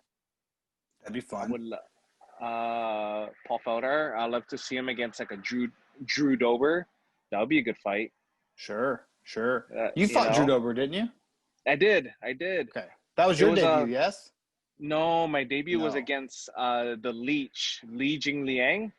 He's that's right. The Chinese guy. Yes. Yeah, goddamn, that guy was freaking. Oh, that fight was fun. I took it like on like 10 days notice and for my UFC debut, you know. Yeah, I fought Dober too, and it was kind of like a controversial loss. It is what it is, man. You know, it was a pretty close fight if you guys ever see it. Yeah, I seen it. I don't remember it off the top of my head how it went down. I wasn't even sure you lost, to be honest with you. I don't remember it that well. Good fight, yeah. It was a good fight. Yeah. Oh, it was a great fight. It was a fight of the night. Absolutely, I'll fucking check that shit out for sure. Yeah. Alex, go ahead with another question because I had a question. So I know you're just from talking to you, Guam's pretty important. What's the MMA community like out there, kind of on the island? And I know you obviously take pride in where you're from. Do you feel like you're an ambassador for kind of the island? That's your island you're representing, and how's that feel?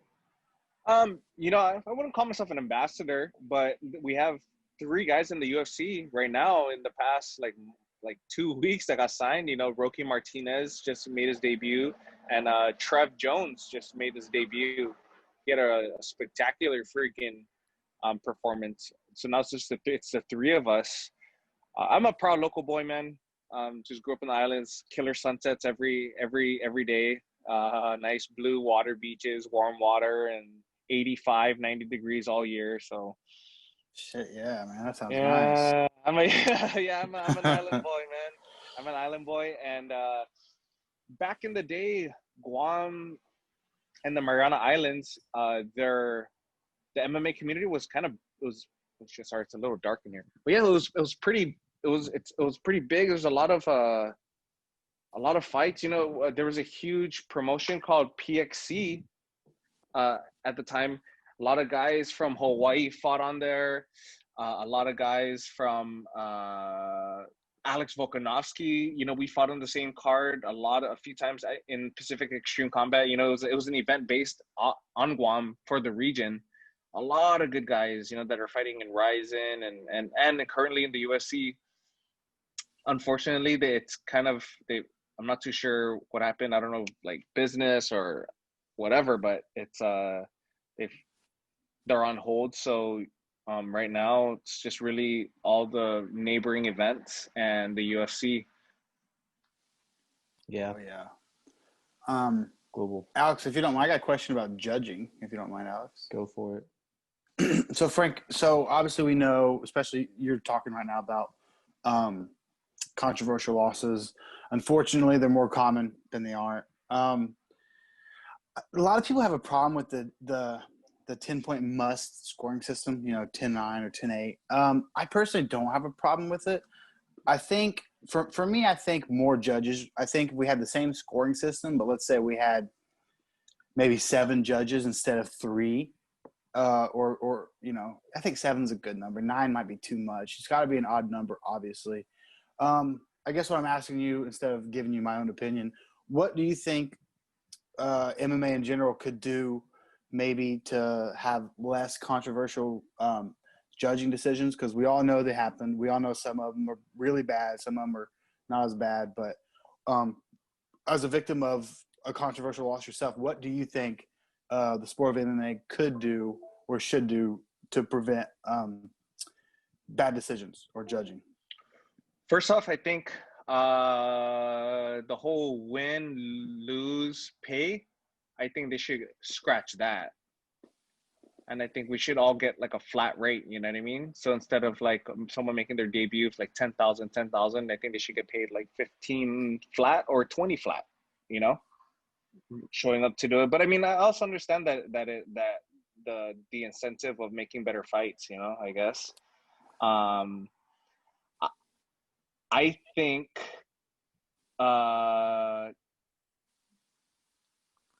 I'm not opposed to the 10-9 rule. I'm sure there's better options. And it's just the way the fight is, you know. For example, like Frankie Edgar, Pedro Munoz. Wait, Pedro, right? Pedro Munoz, is that right? Yes. Frankie won the controversial decision. Yeah. So I had Frankie winning the contest, but I had Pedro winning the fight. So you're saying like the way you score fights, Pedro should have won on the scorecards. So like, you know, typical, right? You and I get into a fight out in the freaking parking lot. Frank, I don't want to fight you. Okay, yeah, but we do because you like the 10 must system. So we're fighting, dude. So we fight in the parking lot, right? And then the fight ends, whatever, 30 seconds or 1 minute, usually how street fights are. Dude, people around him be like, oh shit, dude, like fucking like Frank got jacked up, dude. Like, did you see that fight? You know, like just like looking and scoring a fight like that. But imagine now you get fighters and you get educated judges.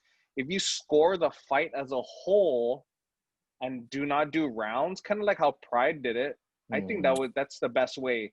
But you're giving too much power. But you're giving too much power to the judges. So that's why you need educated judges. You know, there's a lot of instances where Dominic Cruz would be commentating, but like, man, this judge is not even watching the fight. He's like freaking on his phone. Yeah, it was UFC Houston was all the big controversy. Oh shit. Yeah. Oh god, that was like the worst judging ever. Yeah.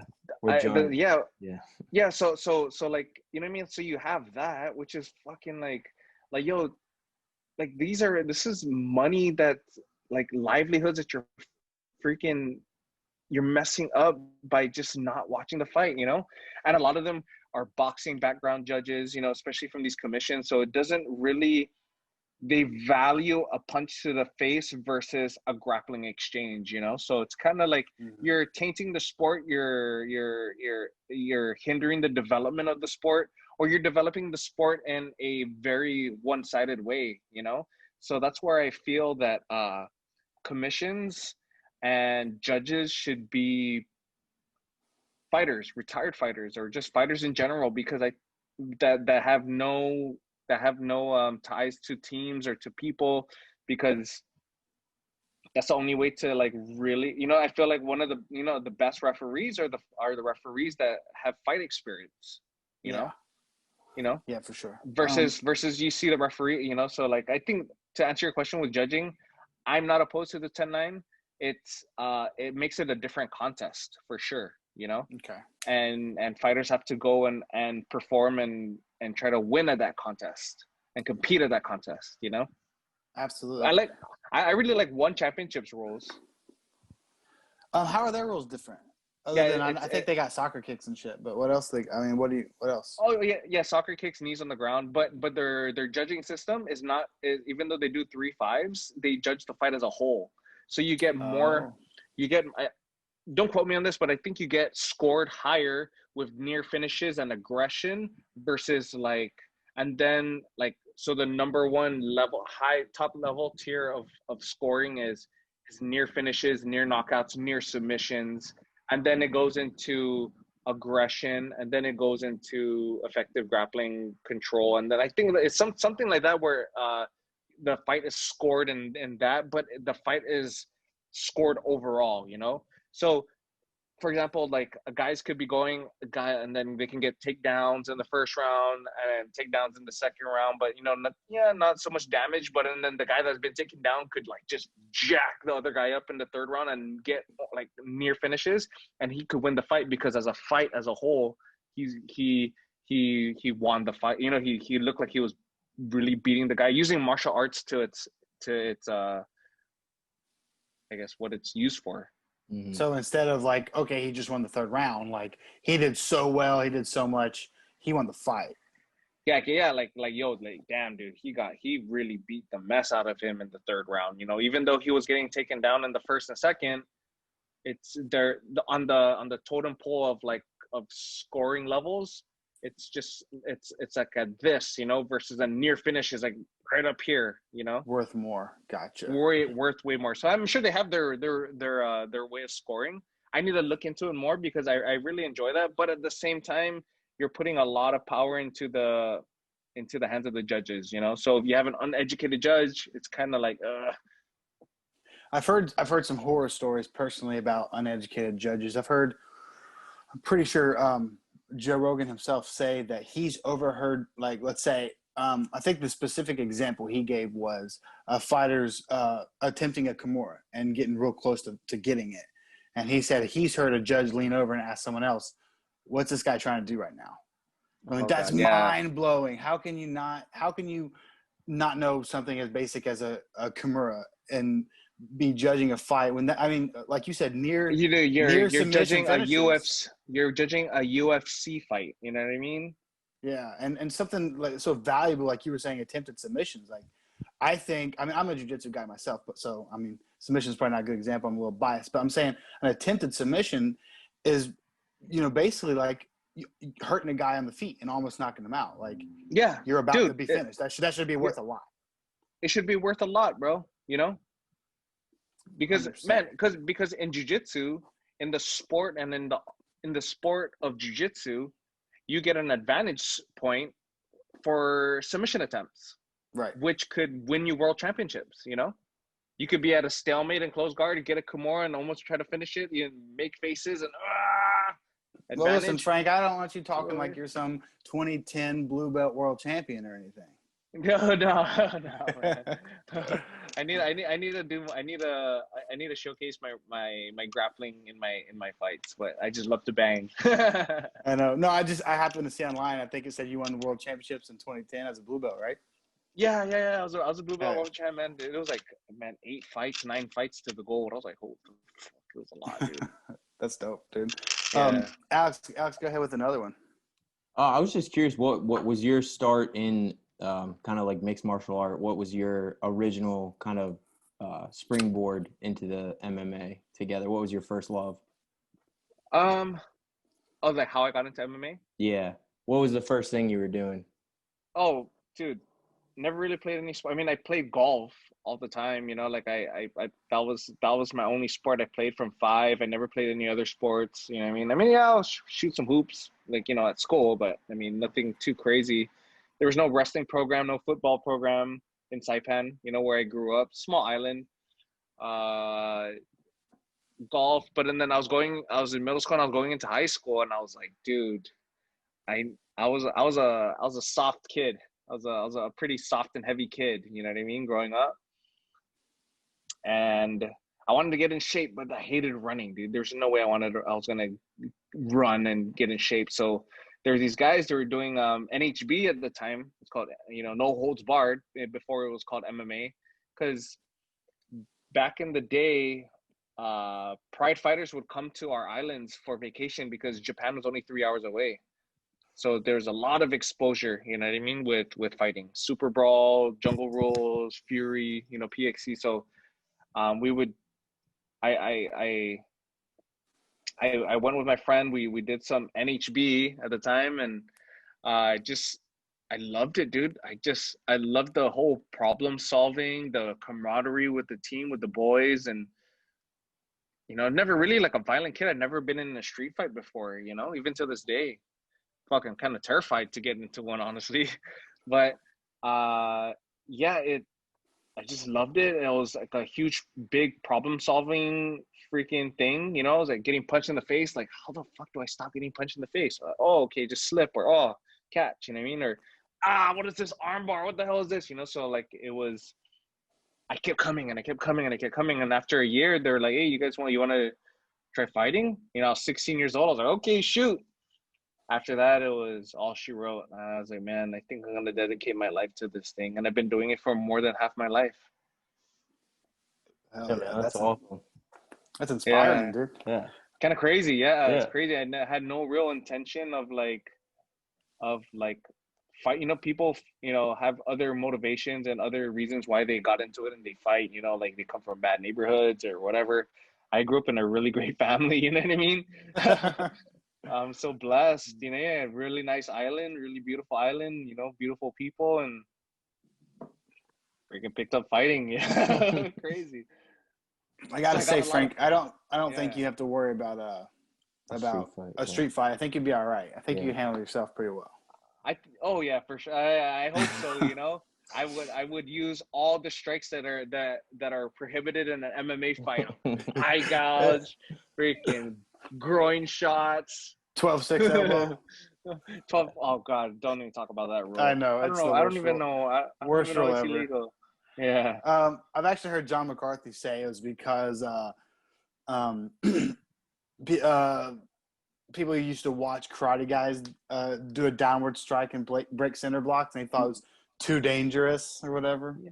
Man, before guys people really like understood this. fighting. Yeah, people. This is way before people understood fighting. Obviously, we got it kind of figured out now.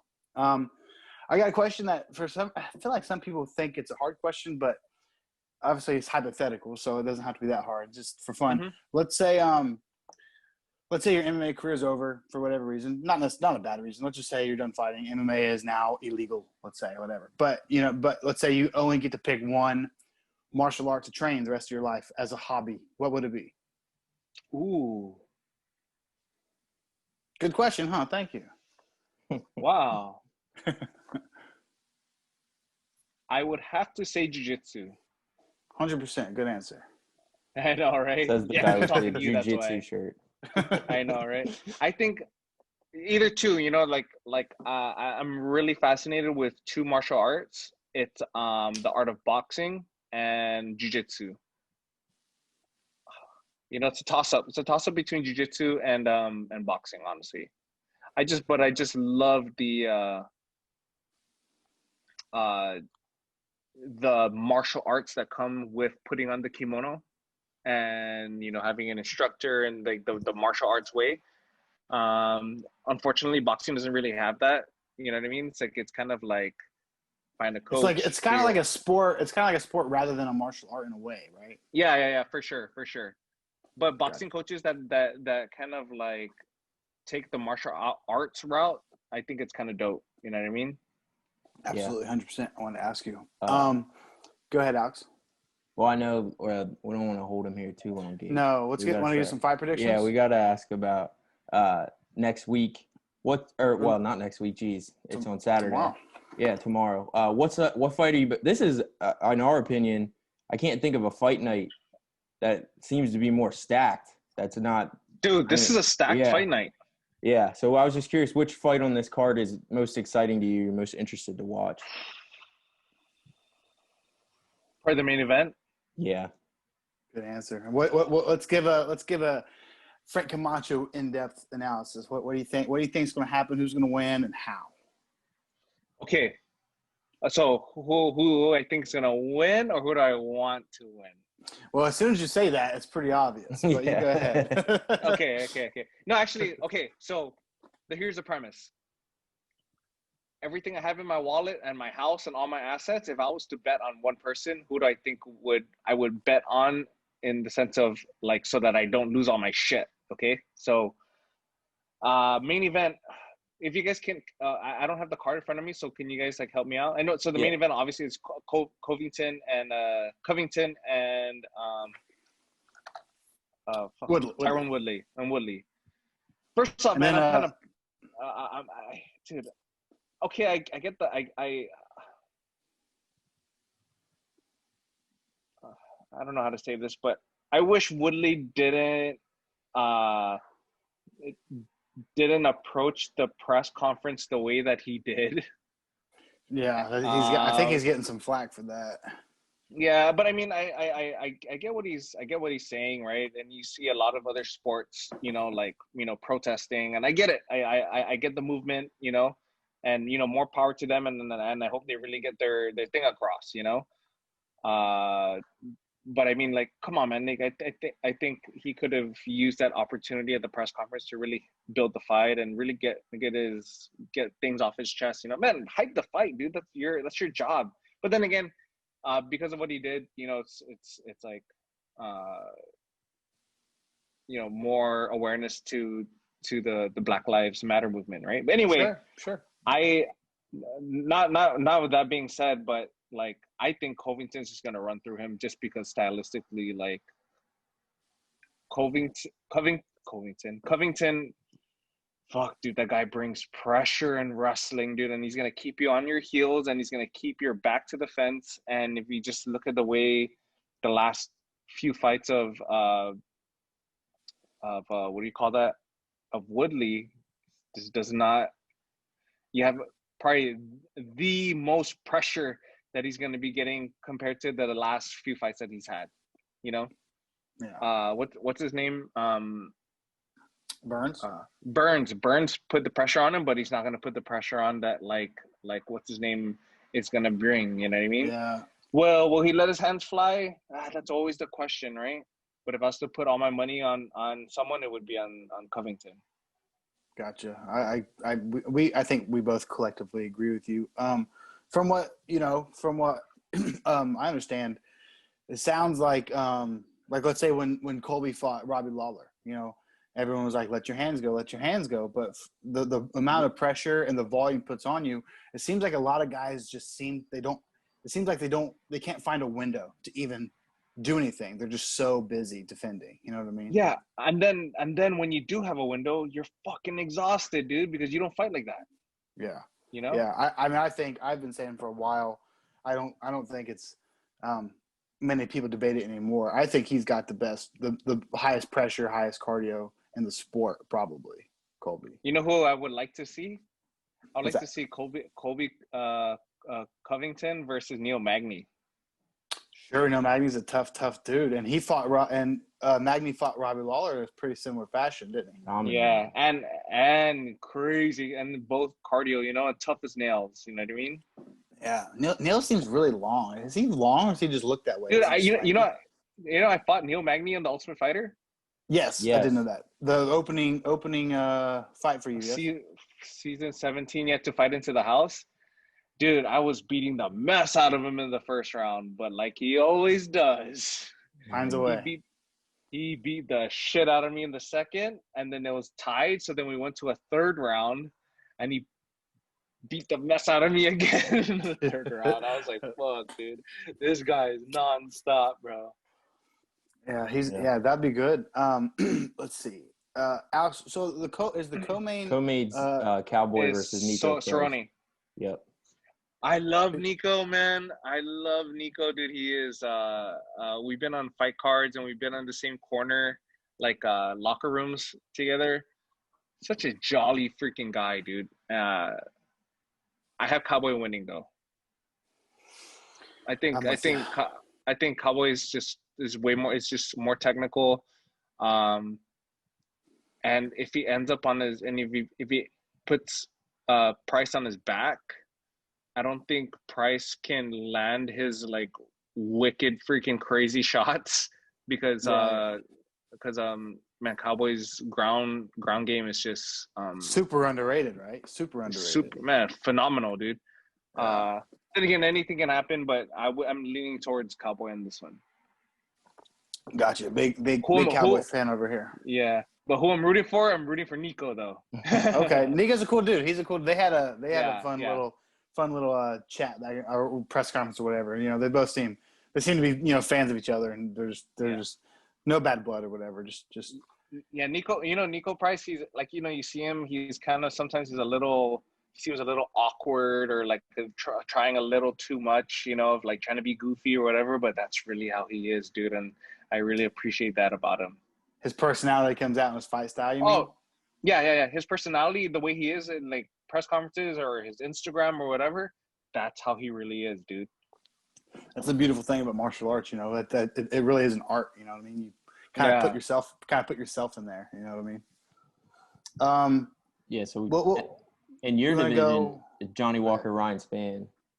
That's light heavyweight, Alex, not lightweight. Oh, I just read that wrong. I was gonna say, when did Johnny Walker become a lightweight? I know. I was like, good God. He chopped his legs off. He made lightweight. I read that. Wow, that's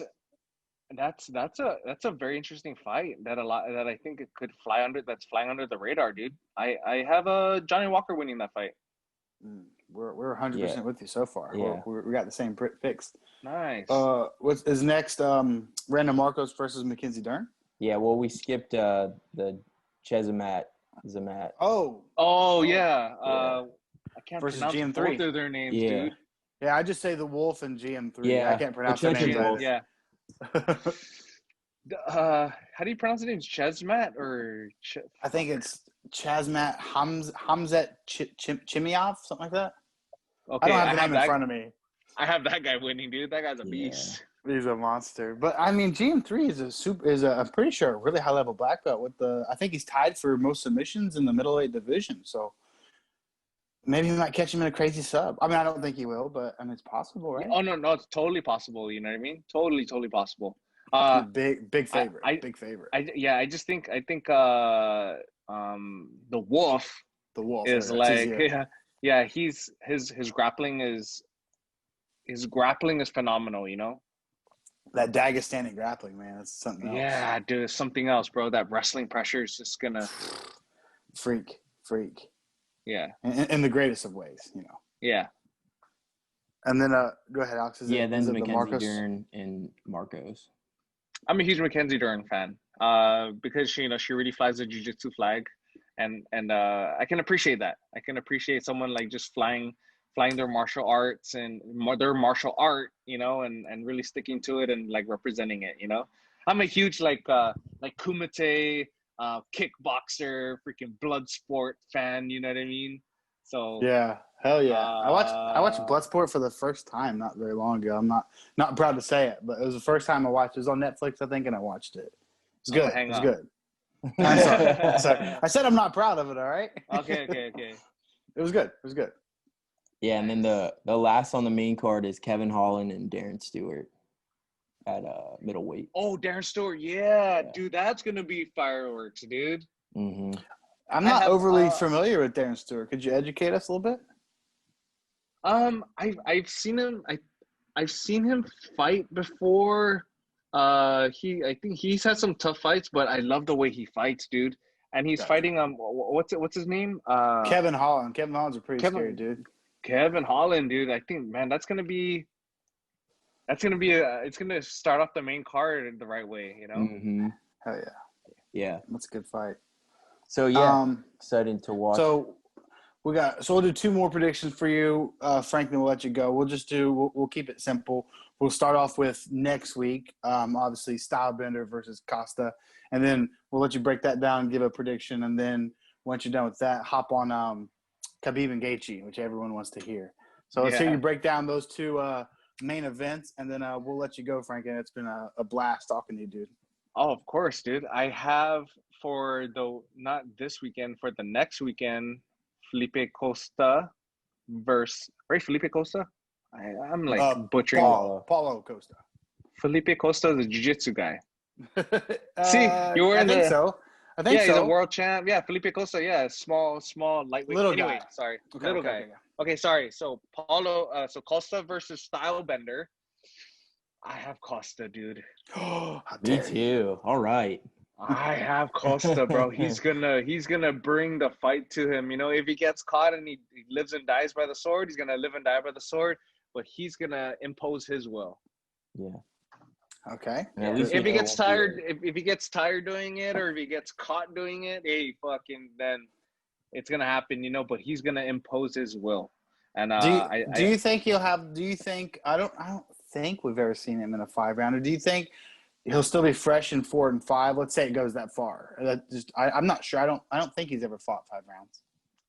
I've only seen him go 3 crazy ass rounds with freaking what's his name? Romero. Romero. I think Costa is not gonna come out as strong as we think he is. I think he's gonna save a little energy. It's gonna be like when Stylebender fought Romero. They're gonna stare at you in the first round. No, not gonna be like that. I think it's gonna be way more action. Probably way more action, but I hope not. Shit. Yeah. I think it's gonna be a little bit more calculated starting off, you know, and then when he starts getting his groove, he's gonna start picking up the pace and the pressure. I have Okay, him so winning. I have Costa winning. So do you think by stoppage? I assume you think by stoppage, right? Yeah, I think he's gonna stop him. Under 3 or over 3? I think if it passes the third round, I have 4 and 5 going to Stylebender. Okay. Yeah, that's where I'm at. That's where I'm with too. Yeah. I think like you. I think Costa would. Obviously, we disagree on the decision, but I think he would. You have to stop him. I think he'd be gassed after 3, and I think he'd get TKO'd by a fresher, more calculated Stylebender. But I've just never seen Costa after 3, and he fights crazy. You know what I mean? Yeah. So, but you got Costa by stoppage, yes? Stoppage within the third. Under 3, okay. And then the one everyone's waiting for, Khabib and Gaethje. What you got? Gaethje, dude. Gaethje. Yes. I think Gaethje's gonna pull it off, dude. Like I really do. But like back to the whole. If I had to bet all my assets on on a fighter, I would put it on Gaethje. I think Gaethje's gonna do it, dude. Fuck yeah, Frank. Fuck yeah. With him, I just think it's so curious because he is a high-level wrestler, but we never have really seen it in the UFC. So it's curious. Yeah. That's what's so interesting. But then on the other hand, I mean, Khabib apparently is just another world in wrestling, even though, we're so used to U.S. wrestlers getting the recognition, but remembering that Russian Sambo is another level too. Dude, Khabib, I remember seeing him in the locker room. Dude, he came in with his team, dude.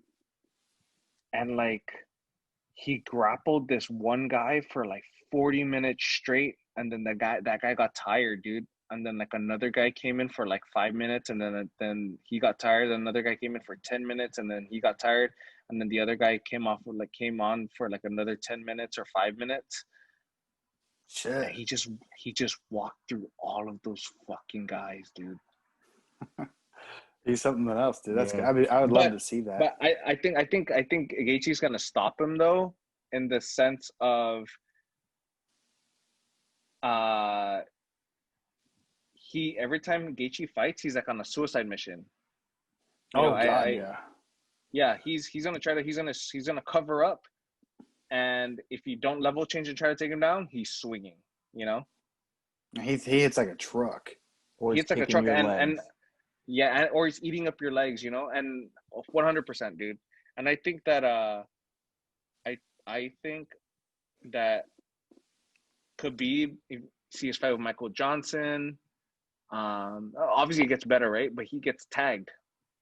Yeah, he got hurt with Johnson, and he had a little bit of trouble with Ally Quinta, right? Was it trouble taking him down, or was it was there was something that was exposed? I don't remember what it was. But that was a funky fight though. I really think that it was very last minute, and it was kind of a funky fight. But I think man, Gaethje can stop mofos. You know what I mean? Dude, he stopped the way he finished freaking Barboza was just wild, dude, and his